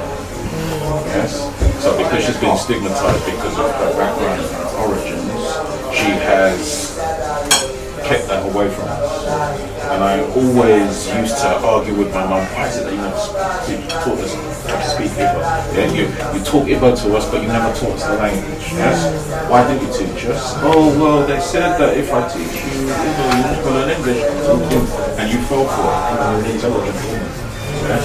So, I don't think she understands, because this is a conversation I have with a lot of people from back home. Yeah? We, as Igbos, born in the UK, we need a meat on fish. We don't belong. We need a meat on fish. We don't belong here. We don't belong here. We'll never be accepted. And when we go back home, we're never accepted. How are you from Britain? Kegu, Odima. Yeah, exactly. You don't say Odima, you say Oji. Really, every time you look at the way of criticizing your reflection, they do it, so you're actively discouraged from moving forward. And re-stigmatizing it. Exactly. So we have nothing that's inalienable about us. Whereas being from back home, no one can tell you you're not Nigerian. No one can revoke your passport. No one can question your identity. No one can do any of this. You are solid in what you are. We will never have that. We don't even have the language. So this is something that really gripes me, because I want to belong somewhere. Yeah. Can I just ask, have you thought of just going over there and just immersing yourself? Yeah, but it takes money. It takes money. As soon as I open my mouth, Fanta jumps fourfold. Okay? It takes money. Yeah? Then you need to have people that you trust and rely on. then you have to get them to understand that just because you're from the UK, the streets aren't paved with £50 notes. There are trees on Actual Street. Yeah. I can show you. Yeah. They shake them. You shake them and the 50 just fluttering down. No Christ. You just hold it top like And I bet some people believed it back then. Free cash withdrawal. Yeah, it's free.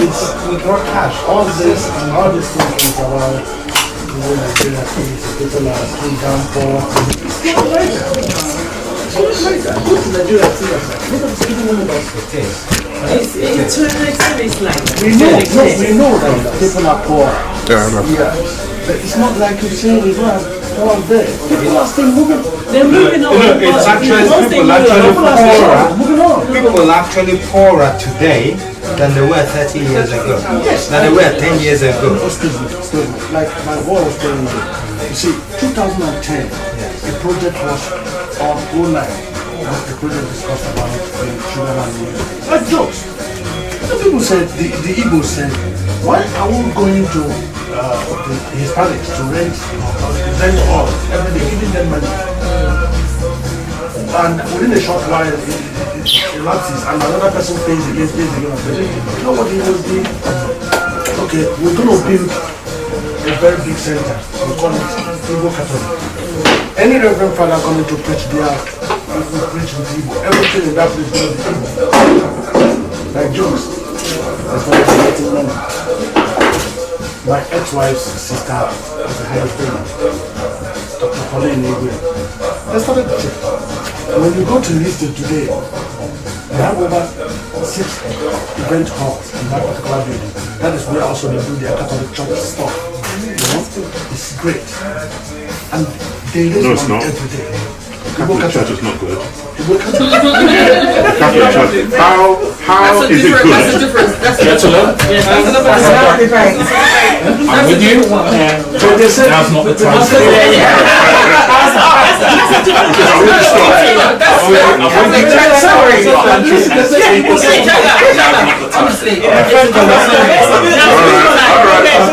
Don't get me started. Don't get me started. Come on, you share your. Okay, yeah, so my dad came over in the 60s. They left the siblings that was born back home with my mum's brother, Uncle Mark. So my dad came back and he wanted to study the Catholic. He did, but getting a job wise, it was really difficult. So my dad ended up working for Royal Mail for countless years. Countless years. Shortly afterwards, my mum came over. I'm just trying to remember the years. I think my dad might have been in 1964. Yeah, I think he might have come over. And then my mum came over. Anyway, yeah, so cut a long story short, my dad, they lived in Northampton to start with, and then my mum came over shortly after, and she wanted to, they were teachers before, they met at teacher training college, but the teaching that they did then wasn't enough to actually teach here. I'm sure it was. Sorry, I'm saying, they made it was, but they made it, the colonisers made it. Exactly. They need to keep it.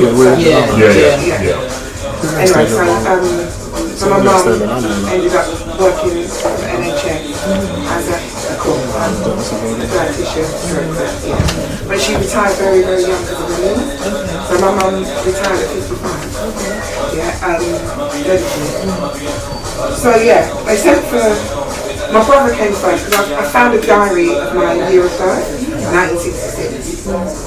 And in that diary, my brother came over in October. He came to the UK first before the other siblings. He's the second eldest. So he's the only boy. Yeah, he's the only. There's six girls, one boy. My brother Jude. Yeah. And Jude is the second eldest. Okay. And did he travel on his own? Or? Yeah, he was sent. Yeah, my parents waited for him. So I cut a long story short. I went through that diary as well, and I had a nanny now from age 3 months, 4 months. When I was reading the diary, it was actually quite emotional. And then it's got when my mum came, they used to come and visit every 3 weeks. And, you know, because I sometimes think, you know, sometimes I really just love to be on my own. I like to be on my own a lot, and alone with my thoughts. And I think to myself, maybe a lot of that stems from, because I wasn't on my own a lot, like with this nanny. And my memories, having photographs of myself that I'm really moving. But I think that's probably that longing to have, like, Well, maybe you're just in the horrible environment. You don't know. But you can't remember. Yeah, far away. Harrow. And they were In East okay. One sweat. Especially back in those days. So yeah, so when they came over, I remember my sisters coming over and I'm like, who are these? Do you know what I mean? I didn't really remember entertaining that conversation with my parents. My brother was always around me. Like when, you know, because after a while my mum took me, you know, away from the nanny. I think she noticed I was starting to get bumming. At a very young age, my tummy started to leak. What she said is that, because I was quite a big child, I think the nanny was exchanging shoes my mum bought. And she noticed my toes started to get it was squeezing. She used to squeeze me. But that's what my mum said, you know what, I'm okay, I need to stop. So yeah, reading through that down was pretty ridiculous. So they came over, it was actually, and I remember because I was sick, I remember my sisters coming over and I'm thinking, who are they? Like, why are they in our house? Well, you didn't realise you had something. I didn't know. Yeah. Look at my face. I thought it was just Emma and my brother. My brother stepped up, like he used to look after us.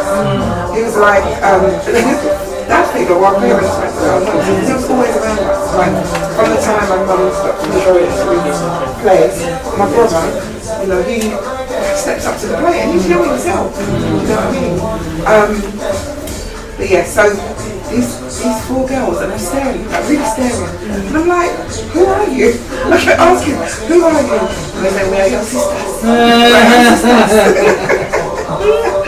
And that whole thing was a whole new adaptation and stuff. And I think there was we were a bit cross with our parents. We were like, we didn't, maybe they told us, but we didn't. I don't believe they told us. I don't remember. I wouldn't remember. If they did, you know, you wouldn't like. We were like, who are these 4 strangers? You know.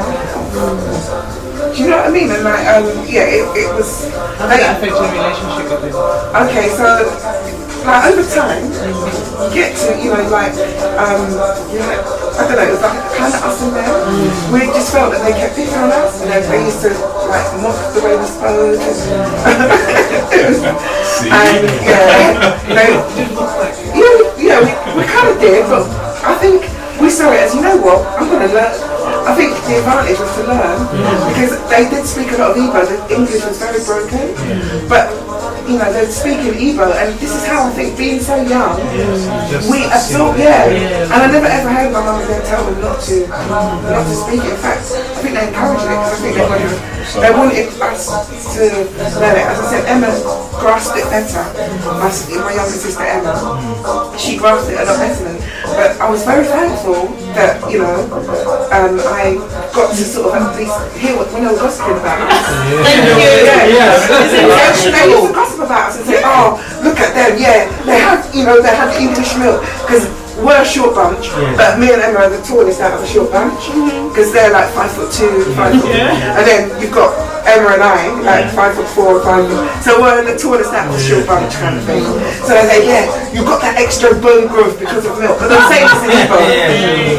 You know, like sometimes you play dumb, like you don't understand, but so that was the advantage really, I guess. And I think one of two quick questions. First of all, you speak Igbo with an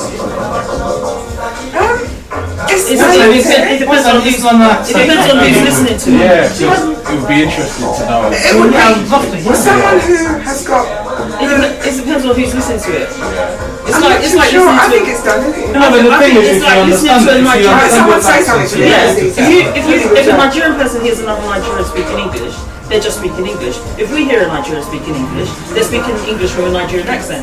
Right, so So it depends on who's listening to it. So I can give Yes and no. So basically, when I went to Nigeria, as soon as me and Emma got there, I said, you know, they're saying, dodge, look at them, they're making up stories about us. So we went to the market, and they were trying to cheat us, you know, in the market. So I heard them discussing to inflate the price, but Emma and I just played dumb kind of thing. So we knew how much they were going to, you know, inflate the price by. So anyway, I said, I want this one. I said it in English. Oh, can I have that one, please? And they said, oh, let's say for argument's sake, he said, well, 100 naira. It wasn't that. I can't remember what it was. I said, but take one out.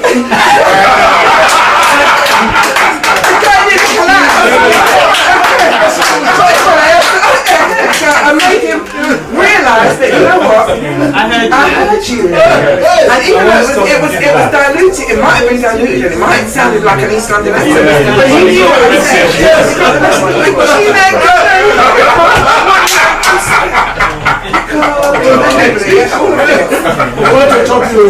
Yeah, so to me, like, that was a good advantage. You had your sibling that spoke it. Your sister's being less politically accomplished than you. Do you think that might be down to the effects of the war? It's making it difficult. It could definitely be. And I remember, I think my sister mentioned this to you. I think she was on Zoom. My mum used to actually really be obsessed with the news. Like, every time she saw just feed and footage of what was going on in Nigeria, she used to actually think she actually saw my siblings running. She used to. Yeah. She literally. Yeah, they will look the same. She used to keep thinking she saw. Yeah. And it's almost like post-traumatic. Yeah, it is. Yeah, my mum was glued to the TV. Like, BBC. Yeah, BBC did. She would be glued to the TV saying, then we'll go, oh, and she would cry. I remember that. I remember distinctly. You know? Yeah. So do you think that what did you say about that stigma and about the culture or the language and all that? Do you think that impacted your parents? What the yeah, just putting the culture and language down so that they could No, I actually think I think because they always wanted to go back, and I think my mum and dad, I think most parents had this dream of like get all their children to go back, even the ones like all of them, even the ones made in England, were all going back one day. My mum would buy loads of these things, furniture. This is for when we go back to Nigeria. Some of them got ruined in the cellar. Do you know what I mean? They had that dream that they were going to return. Always had that dream. So I actually think my mum and dad wanted to hold up. They really wanted to hold on. I don't think they really necessarily wanted to come over here. But they felt it was necessary for them to come over here to get a better life for, you know, the kids. But I think they wanted to hold on to. They really wanted to hold on to.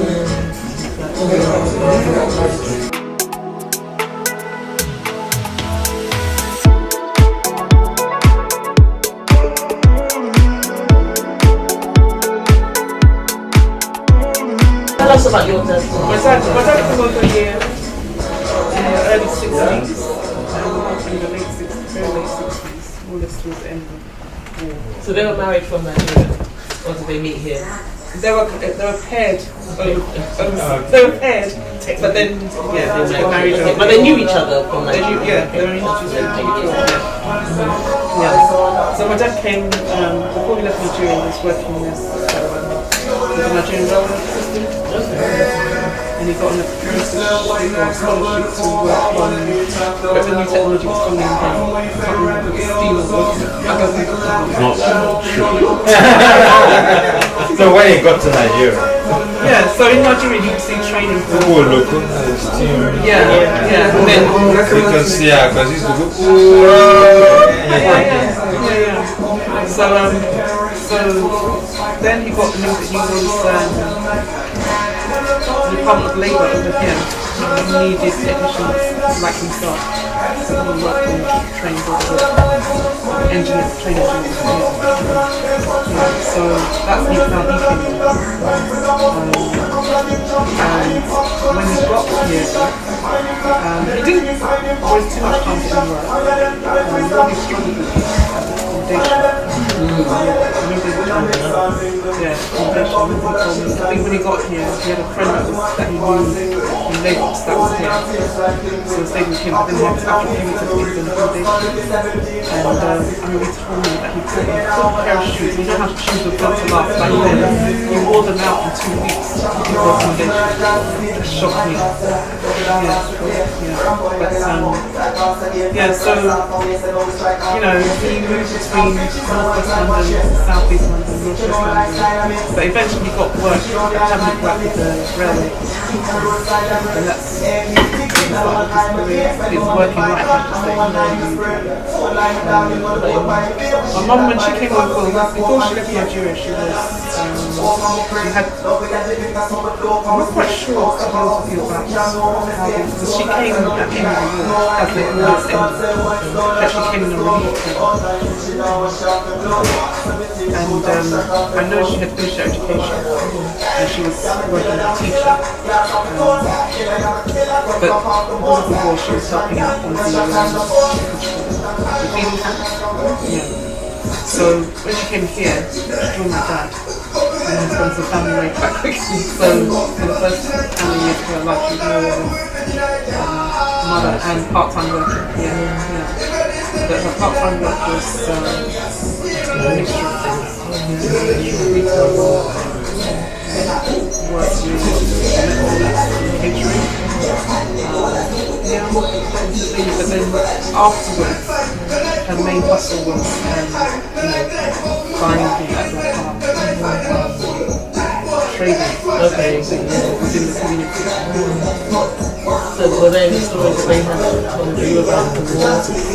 Not really, because I mean, they talk about it. Not particularly didn't really talk about it. I got more stories from when one of her junior sisters came to join us. So she would give me all the vivid picture of what it was like as she would have been a girl, shelling, going around the bush, shelling the our grandmother tried to shield her children from my head. There were 6 of them. They tried to shield her daughters and they caught them. The possibility of Nigerian soldiers coming to carry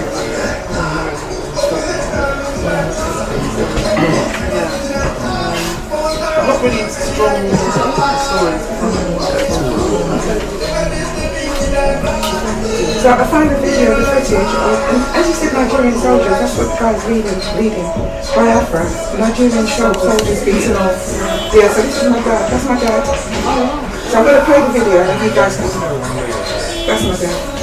As a young boy, he looks like your brother. That's my dad as a young man. It was sent, hold on, I'll share it. It was a march in Hyde Park. A march in Hyde Park? Yeah, I see that train. It was in the 60s. In the 60s? Yeah, there's a newspaper that has it. So a series of marches. That newspaper, let's see the date on that newspaper. Yeah, you can freeze it and find it there. Yeah. No, it's very blurred. Yeah. I'll see it. And I was wondering, some of your parents might be in this. I'll put it into the group. Yeah, put it in the group. I'll put it in the group. Is everyone okay with me putting the group? What group? Exactly, there's no group yet. I'm saying, is everyone okay with creating the group? Yes, Yeah, both stories, yeah. Everyone's stories. So I'm just curious because this is really interesting for me. I don't know about you guys, but it just, you know, like the idea of all these things. Like our dad's case and student worked in the post office, never got to that career path. Was it Norway? He did some post offices. Yeah, later. Okay, so he works in Norway. See, I worked in the course of one day. Put it on your CV. But it's just basically the point is that, you know, when they come up at this affluent level and then they're chopped down, and then they've got these little babies that they've got to look after with no child, and they have their own, because you know how you are as a parent, you still have your things that you want to do, isn't it? And then you will have your ideas of how you want your child to be. And I'm just wondering how that has impacted everybody, like how you feel that would have impacted you. That's generally gets on the shoe. We weren't, because I was always arguing. We were always arguing arguments. You understand? And a lot of relationships broke down as well. What were the arguments about? Just stress. I just think the stress and the tension. What do you find the stress in the family? What? Uncertainty, yeah. lack of opportunity. And having to send money back. Okay, It put a lot of strain on a lot of relationships. I was misunderstanding. I was thinking that they were putting pressure on you to...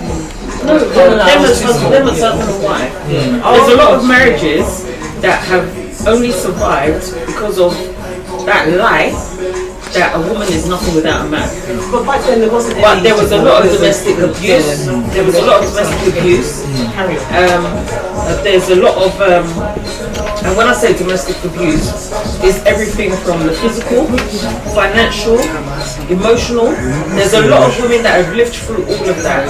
That even when parents divorce or separate later in life, it's something they would have done ages ago. Had it been that there was a way that they, not just acceptance, because there was the what's it called? Not the taboo. The stigma. Thank you. The stigma attached to leaving your husband. Right.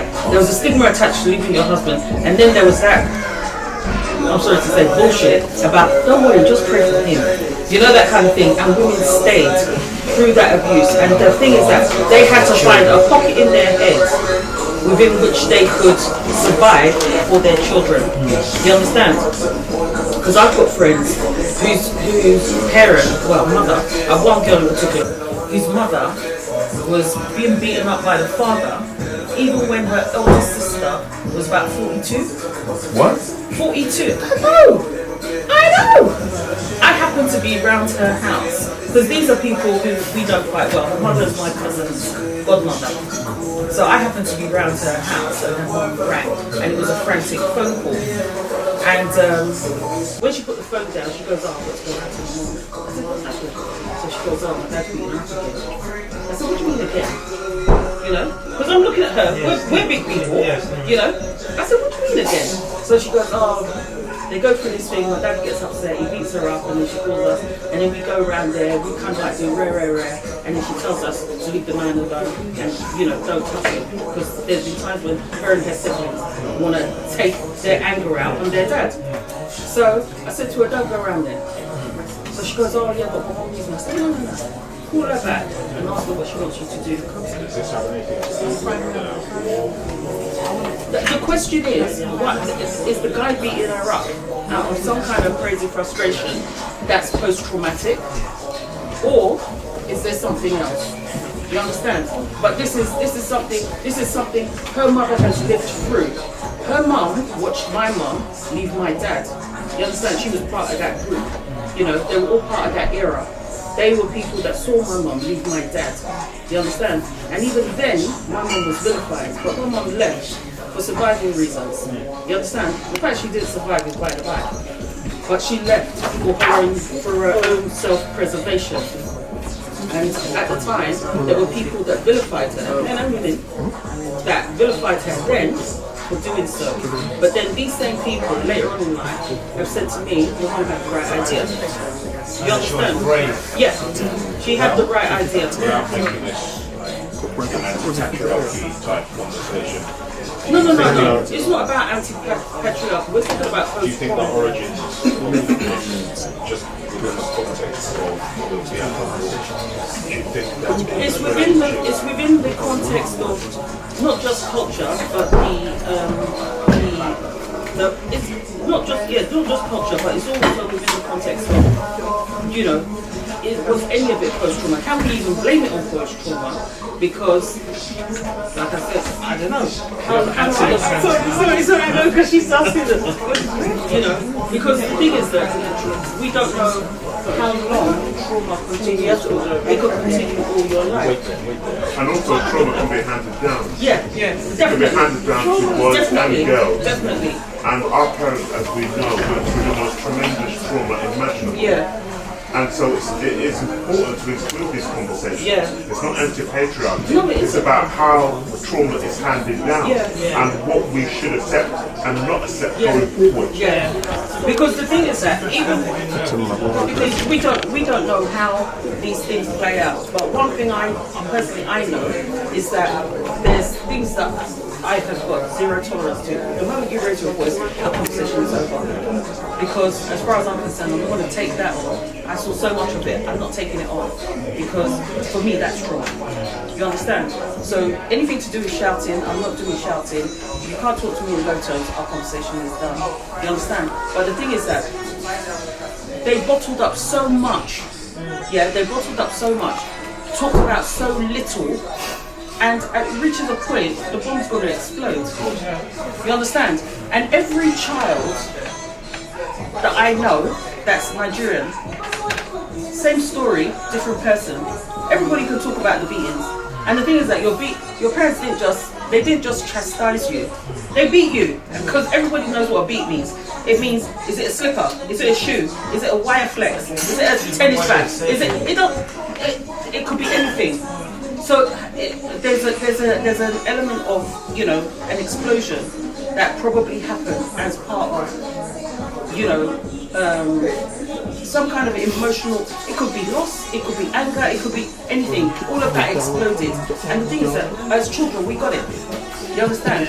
And I think also not teaching us how their parenting was made us have challenges forming relationships and with our children. That is just something that I believe.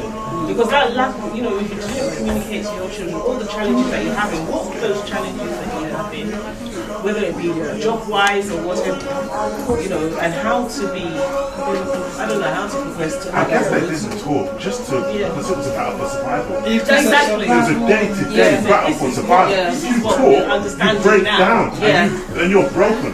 So just soldier on. Our parents were soldiers. And that's why we end up trying to be like that.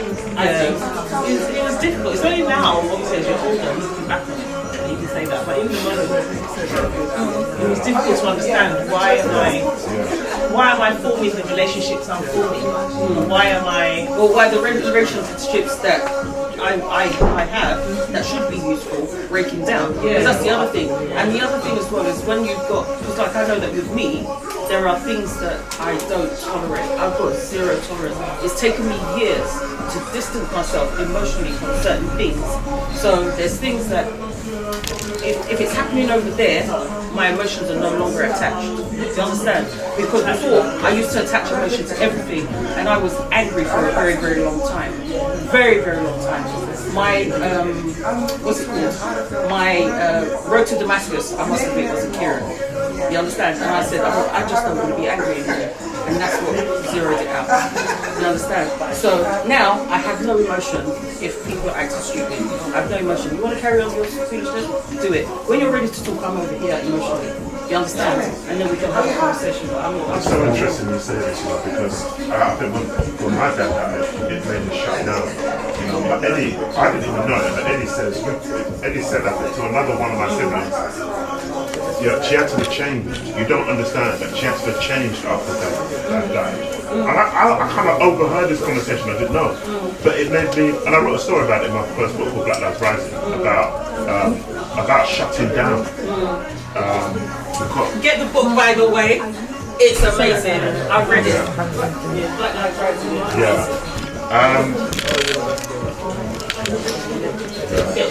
I've got a copy here, don't worry. But yeah, you know, so, and in that story, I talk about I expected uncles to come around and look after us. I kind of thought that we would be kind of like, you know, because there were so many uncles and aunties that came to the house. that I thought that would be, you know, some man would step up and help me be a man. My dad's gone. And instead we had this betrayal, which I talk about in the book, from his uncle Christopher. Yeah, it wasn't sexual abuse or physical abuse. It was something that might seem minor, but it was a betrayal, and that left me feeling adrift for years until I went to university and I started reading Malcolm X, and he became like a surrogate father for me. You know? Yeah, exactly. So Malcolm X became, and I became a Malcolm X expert, but I was really looking for a father figure. You know, because my dad was gone. Yeah. So how did you feel that filled that space that you, like you said, you're looking for your uncle to be the father? Well, the uncles never stepped up at all. Not one. In fact, my dad's brother, my dad's sibling, we might have seen him maybe once a year. You know, and he was a bit of a waste man. I'm gonna say it. He was just doing nothing in particular, and you know. So what stepped in for me, and I didn't even know I needed this need. I had this need within me. It's just that I went into a black bookshop and I saw this book of this guy who was supposed to be violent and racist, and it was autobiography of Malcolm X. That was my road to Damascus change. In 1988, I think it was, when I was at University of Minnesota. Yeah, it was, yeah. So anyway, it completely blew me away. And so he became my model of what a black man is: a warrior, a king, a leader, articulate, challenging white supremacy every step of the way. I became involved in the black students group, and then I became chair of the black students group. You know, and the thing is, before that, I was just a party animal. I was interested in basically, I was running around with the white boys and white girls. I wasn't interested in that. And my fellow students used to say, what happened to you? You know, they said, you changed. Did you read the ISIS papers as well? Of course I did. I read everything. ISIS papers, there's nothing I didn't read. Through Malcolm X, I started studying black history, black everything, Black Panthers, anything black. I was reading it and studying it, and I became an expert in it. And then I became involved as a probation officer. When I qualified, I became a probation officer, and I got involved in the Association of Black Probation Officers, then under the Executive and Executive Probation Officers.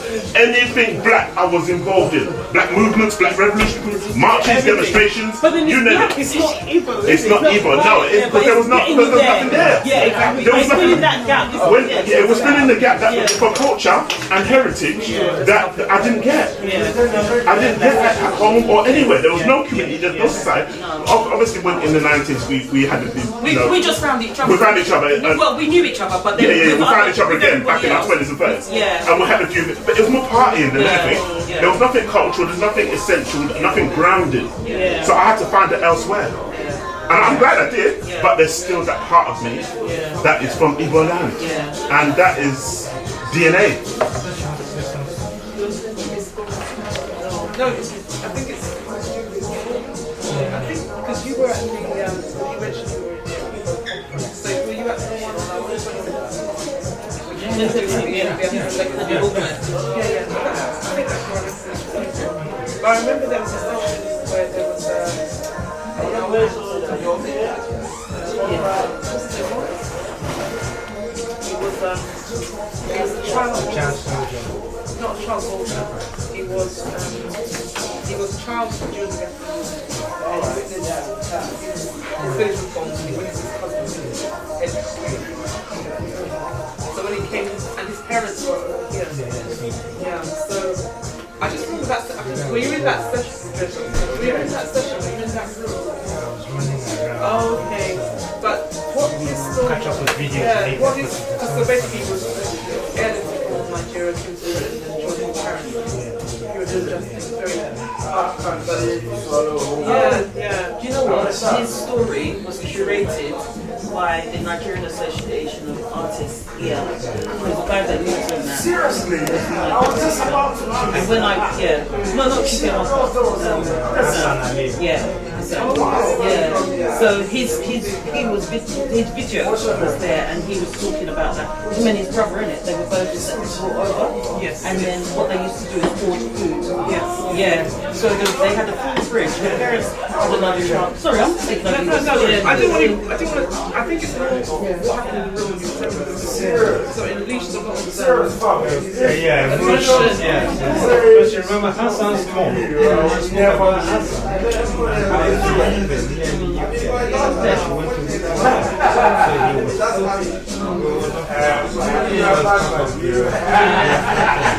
There's a lot of children that are fostered. So there was just a lot of emotion that was unleashed, and it just people recognising through hearing the story that and the whole event. It made process, and these are parents that really wanting to talk about all their interests. So, and there's all these saying that she realised that she's been listening to your Listen, what are you guys doing? and that, let's say in the household there's been this darkness, this sense of loss, not spoken of, but maybe as mothers washing dishes with our pump, there's a dirt, there's no word, and kind of pervades that dominant and only through being at that church was able to never speak about and Life is a life. and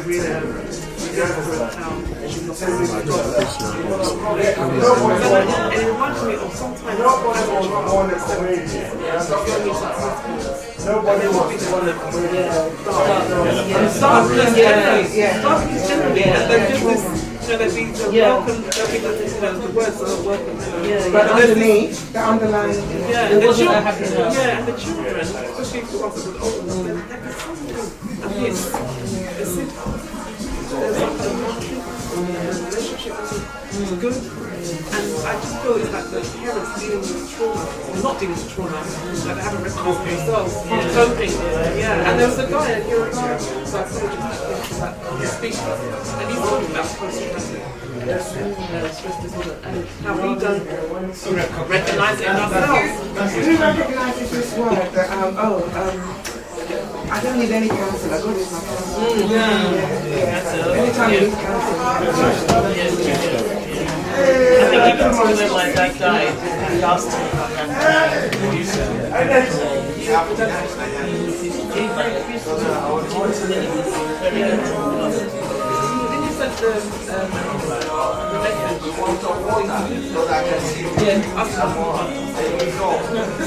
This is not the time. She doesn't even open up generally. because most of my parents I just kind of found out a little bit about my mom's trauma when she had dementia. Yeah, we didn't know she did need to have. My mom took 2 sets of her first born died, but she said it was smooth. But to me, I'm not sure, but they were twins. And I think at one stage in Nigeria, historically, having twins was meant to be. Two of them, and it was a boy and a girl. And my mum, there's never a day that went by, like, during this. She used to speak about them anyway. She said, I got one of you. A boy and a girl, Anne and James. And James was still after my late brother. But yeah, she basically, when I used to go and sit next to my mum, we used to go and look after her. I used to go and sit next to her. She'd say, "Get out! They're going to squash them! They're going to squash them!" And so I know, like, not only the war trauma, but there's other trauma that we're dealing with. And I do remember also, my mum, she'd be in the kitchen, and anytime I go to my mum, I'm busy. But like, like you try and start piecing things together. I know my mum told us she had a lot of stuff she went through. She didn't have a mum. Her mum died when she was really, really young. Granddad was very military, like he was a military man. Mr. Major, very strict. She said she used to shine her shoes. She could see her face in her shoes. And shine her shoes and see her, they do carry a lot. And parenting styles.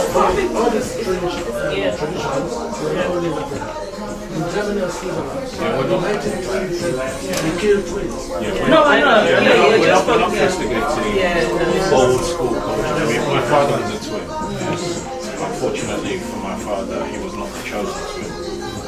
The way my family did it was his brother was the one that was chosen to be raised, and my father was the one that was the chosen. So unfortunately, or fortunately for my father, unfortunately for his brother did not survive. So then my father was then brought back into the family and raised. But he was essentially raised by his uncle. And his uncle had come over to the UK very young, and that's how we ended up coming over to the UK, because my father was already established, because of his uncle who took care of him when his parents rejected him just because he was a twin. So there are different ways of twins not being. Wow, this has been really amazing. I don't know how you guys have felt. It's been unbelievable. It's good to talk about this because ultimately we're carrying a lot of trauma as well in one way or another. That's right. Yeah, directly. That's right. Or indirectly. Yeah, directly or indirectly we're carrying it. So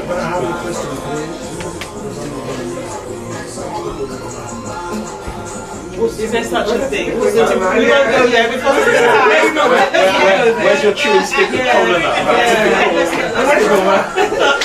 You know, there's no such thing as typical. Or Sophia. Okay, can I just hold your thought, hold your question, and I'll go into overtime because we're running to. So I know tomorrow is the thing. So I just wanted to say, obviously, this is the second one that we've done, and obviously we're here before, but where do we want to take this? I was going to ask you. Yeah. Where do we want to take this? I have a very good idea of where I went. Okay. Yeah, that's what I'm asking. What's people's individual thoughts about where we can take it? Let's take it to Unless you want to, are you saying that you want to collect it and carry it on your own? People have their personal stories, and you want this to explain, you want to explain as many stories as is possible. Because it's also therapeutic for whoever gets to look at it. Because like she said about, you reminded us about the conference. Because somebody was saying something, it evokes something in somebody else, and they start speaking. So you don't know who you are going to lift out of that cloud by bringing the stories into the Absolutely, that's what I want from this. You know, so the way you curate it is also going to be important. You know, because these are personal lived experiences. It's not fiction. These are people's lived experiences. From my perspective, because like one of the things I mentioned to you, I've been wanting to make a Biafran film. You know, and I'm looking at perspectives that I can choose. I've got a few because I intend to make 3 different ones. And one involves the people who came to help my mission. Because Adanna was promoted. But this person is what Anita said. It hit me, when her mom says, don't speak. That hits me in the gut. And if you, this one is too much. It's going to hit a lot of things. And your mind, something like that is not around. So like your mom not wanting to speak, it might be you casually put something, maybe it could be smart, stick it and she's looking at it, and she might let out things that she hasn't said before. So you want to make sure No, I'm not just saying I was planning to make films, but in terms of this, that the stories should keep expanding.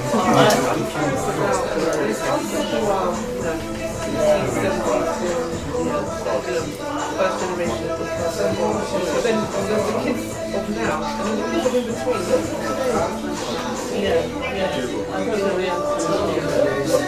And even their parents, because their parents are not younger. So, how's that spending because I tell you what, just I know like from growing up, when I read Half of the Other Sun, it reminded me of, what? I'm just was reminded to take back to when I was a child, parents have friends around, and then what is it, the baby and stuff. And that's when I used to get one of this one. Yeah, and so I was imagining, God, there's all this war? You know, in my architect, there was this war. You know, and I can go around there. You know, but those whose parents don't think that would be part of their story. What do they think? Yeah, so I think for me, again, that's the reason why I do because I do also have the idea that, you know, I think we talked about this before, trying to make this into some sort of documentary or something. And I think once it's shared, those people will then come forward and more stories. And I think the podcast will also work as well. And interviews, you know, like Interview, especially the people that are still alive. You know, the ones that are still alive that are willing to, maybe if they saw something, they may not speak for because I think it's really important that it's documented. I also think it would be really good if we could galvanise enough support to have it recognised. Because the experience in the UK, and what we're talking about, it's not recognised as part of Africa. It's not documented anywhere. This experience that we're talking about, the trauma that's gone down and how our lives have been shaped by what our parents went through, that's not documented. You mentioned something about you petition the government for sponsorship and recognition. Could something like that be used to It could be, but I think we have to be very careful about who owns the intellectual property, because if it goes to something like SOAS and lose that control. I'm saying it's the same process of funding. Giving it to SOAS. Right, okay. Yeah. So that's something that, how can I say, professionalize the capturing. I think that at this point in time, what you need to do is just for you have this Adanna concept, you know, so that when the stories are coming out, bringing things in, they have to belong to this process or they become plagiarized. So you and the concept, you have to define the parameters of what you want people to share. I would take issue with that. Yeah, I was going to say. I'll take issue with that because this isn't something that should belong to anybody. Yeah, that's what I was just It should thinking. belong to everybody. Yeah. But I do get what you're saying though, because before it can belong to everybody, somebody needs to put it together and protect it. Otherwise, if it's too open. I understand intellectual property, the effort, return on investment and so on. But what I'm saying is this is a story that's quite universal story and it shouldn't be channeled through just one singular entity.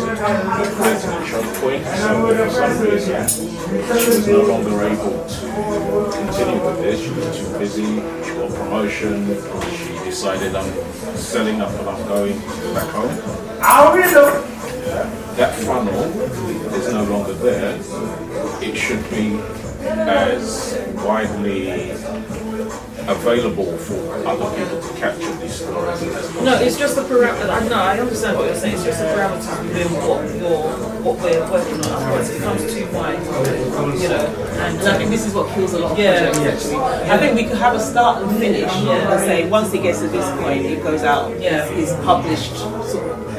published as it is, and there's not other open. people want to do it. stuff, they can do stuff. Because Yeah. the reason, there's this book called They Chose Minnesota. A book called They Chose Minnesota. So basically, it's the stories of people who went and lived in Minnesota. Why did they choose it? I found out about the book because a friend of mine is dead now, so we just kind of approached the friends. We wanted to write a book. Why did we choose Minnesota? So in that context, you have a specific narrative. Why did this migrants? I would consider African migrants, black migrants, Nigerian migrants, Igbo migrants. And this is talking about trauma based on X, Y, Z. So it's kind of narrowed down scope. But the reason for claiming intellectual property, which I wasn't even thinking about, because somebody else might decide to write about someplace else, and they use it as template and they give you credit. It's not money, it's not nothing, but you become a source. Yeah. Yes. I mean, it's something like, say for instance, there was a Facebook page or something like that, and that would definitely generate, which it's so difficult to get, because I'm doing something like this for women, and it's very difficult to get, somebody's got to own it. And I suppose it's like doing more research into how that is a public asset, like owned by the public so that it stays. But at the same time, because you're absolutely right, there was, in fact, when we did the last one, somebody from the BBC, was the BBC or Channel 4, they're doing research into Biafra, and they've got the money, they've got the clout, they'll just jump on and take all the documents. The next thing, Facebook turned up, we want to partner with you guys. And then it it's will just giving us statistics. Yeah, and it could just overshadow everything that you're trying to achieve. And then they won't tell the story the way they won't tell the story properly. No, they won't tell the story. Remember they did a story about African and Nigerian children that went into care. Yeah. That were fostered, sorry. They were fostered. Yeah, that's it. They were fostered. And yeah. The white nanny. That's it. Yeah, that's the one. Yeah. That one. That one was yeah, good. Okay. I just think that we need to agree on what the number one priority is. Is that the collection of these stories, capturing this lived experience before we lose that golden generation. We lost enough of them during the war anyway. So without being bogged down in the minutiae of getting registered and how do we go about those things, I just say get on with it and capture as many stories as you can, while you can. You've got, are you still into films? Actually, let me just broadcast. I have a film coming up on Insta, Amazon Prime. So the migration continues. Sorry, guys. No, let them learn it. You have a film coming up in Insta. By Insta, on Amazon Prime. On Amazon Prime. Yeah. Redemption's Edge. Huh? Redemption's Edge. And it's about? It's a dramatic thriller. Okay.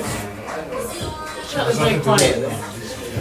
Yeah, I'm honestly, I'm just listening. I think what has happened today has been absolutely fantastic. I don't exactly know how it should go forward, but obviously it should. I've got no fixed ideas, except to say that it is important that we continue in whatever form that is comfortable for people, because the question was raised about the next generation or the younger generation, and I've got two boys. I've got three kids, two boys in their 20s and a child who's 16.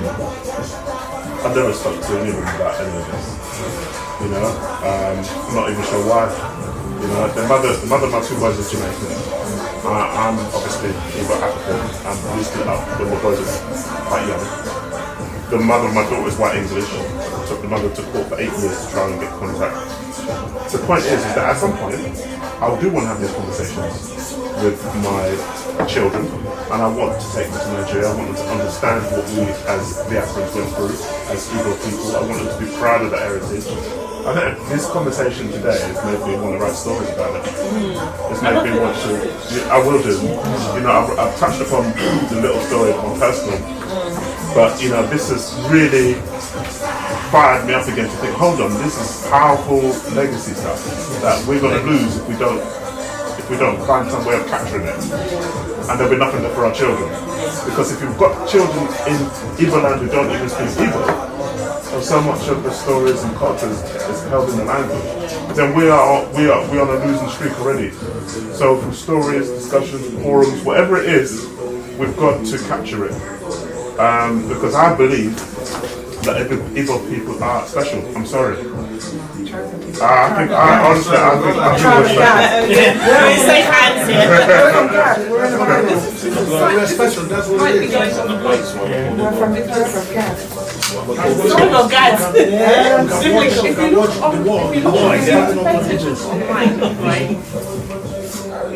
Say that there's Igbos in Igbo land, who don't speak those languages. But at the same time, through music, through fashion, there seems to be this resurgence. But is that deep? Igbo weddings, is that one? Yes. Is it just music? I think. I think it's just surface. I've been learning Chinese before I learned Igbo. That's another story. Because even something like when it's the red We have one conversation. Sorry, people. One at a time. Yeah, sorry, I just kind of, we're gone into overtime, but Yes. I know we're going to cut the videos and all that. So I just want to just close on this, just to say thank you very much for coming and sharing. And yeah, I think we all agree it's been amazing. And I pray and I hope that we will continue. We won't lose steam, we won't be divided. And we won't be late. You won't be late. You won't be late. We have these two bottlenecks. Yes. East London. But you two were late. I was late. Me, I have to go past the river. Don't worry, we'll take bus. Thank you. Thank you. Hello, my name is Anita Akadike. I came along today for Igbo Stories. I'm born in the UK, but I have siblings that were born in Nigeria. And this is a really interesting subject because a lot of people that I know have families that are in two tiers, the ones that were born back home and the ones that are born in the UK. So it's really important. There's a lot of similarities that people have experienced. So it's nice that this is documented. It's a very, very good forum for people to talk about their experiences, because a lot of those experiences are shared experiences. It's really been a great event, and long may it continue. I just hope to see more of this. My name's Chibu. I've come here today to discuss some issues regarding the Biafran War and how it may have affected our parents and us. So it's been a very interesting discussion. It's been quite a cathartic discussion. A lot of issues that are quite common issues that we haven't really spoken about have been raised today, which has been very healthy, very helpful, I think. It seems that it's a very good start to a much deeper discussion. One of the outcomes has been that I think it's impossible not to be somehow affected by such significant, even traumatic events, and it's something that we need to be honest about and feel at liberty to discuss in order to deal with them and move on from them. One of the outcomes has been that we need to capture this information. A lot of our parents' generation, we're starting to lose them now, so it would be good to speak with them and understand firsthand what their lived experience was and have their memories captured in a way that we can share them with future generations so they can understand what on many occasions is the elephant in the room, something that's there but it's not really referred to or openly discussed. We need to discuss these things. Some luminaries a lot more experienced in life than me have stated that it's impossible to know where you're going in life if you don't know where you're from, and this is something as difficult as it may be to open up about. We need to understand, and we need future generations to understand so that this whole historical event isn't lost to the sands of time. And I think that's been probably the biggest takeaway from this. We have some very talented people. We have authors that were here today as well as filmmakers. This should help hopefully capture a lot of the first-hand experience in a multimedia or different multimedia formats. And yeah, I think it's been a very useful exercise today, so I'm glad I turned up. My name is Adanna, and today I came to the talk about Biafra and Igbo culture. And to me, the session was so helpful because it kind of taught me how important it is to pass down the culture from your parents to your children, understanding the language and actually accepting the culture so that you're somebody that properly understands where you came from. And also, when people are speaking to you about certain things, you'll have that understanding, and it'll be a solid understanding, especially because it'll be passed down from your parents. So yeah, it was very helpful for me as a young person that is also Igbo. So yeah. Hi, it's me again. So we've just finished our session. It was absolutely fantastic. It was just so uplifting and heartwarming to know that we've all had similar experiences. We've all gone through similar challenges with us growing up and what our parents faced during that time of the war. And it's just really shaped our thoughts going forward, because we just know that there's healing that's to come. Like, we've been able to make sense of what was happening when we were growing up, what our parents were going through, the fact that they were not talking to us, we didn't understand that. So it's been really great. Everyone's been wonderful and amazing, sharing their personal stories and just realizing that actually, whilst I was going through this, they were going through that in their own house. So it's just been amazing, and you've really got to watch this video to see the impact it's going to have on people, and especially our children and children's children, just knowing a little bit about their history of the Nigerian Civil War and how that's impacted on us as Igbo people and the way we behave.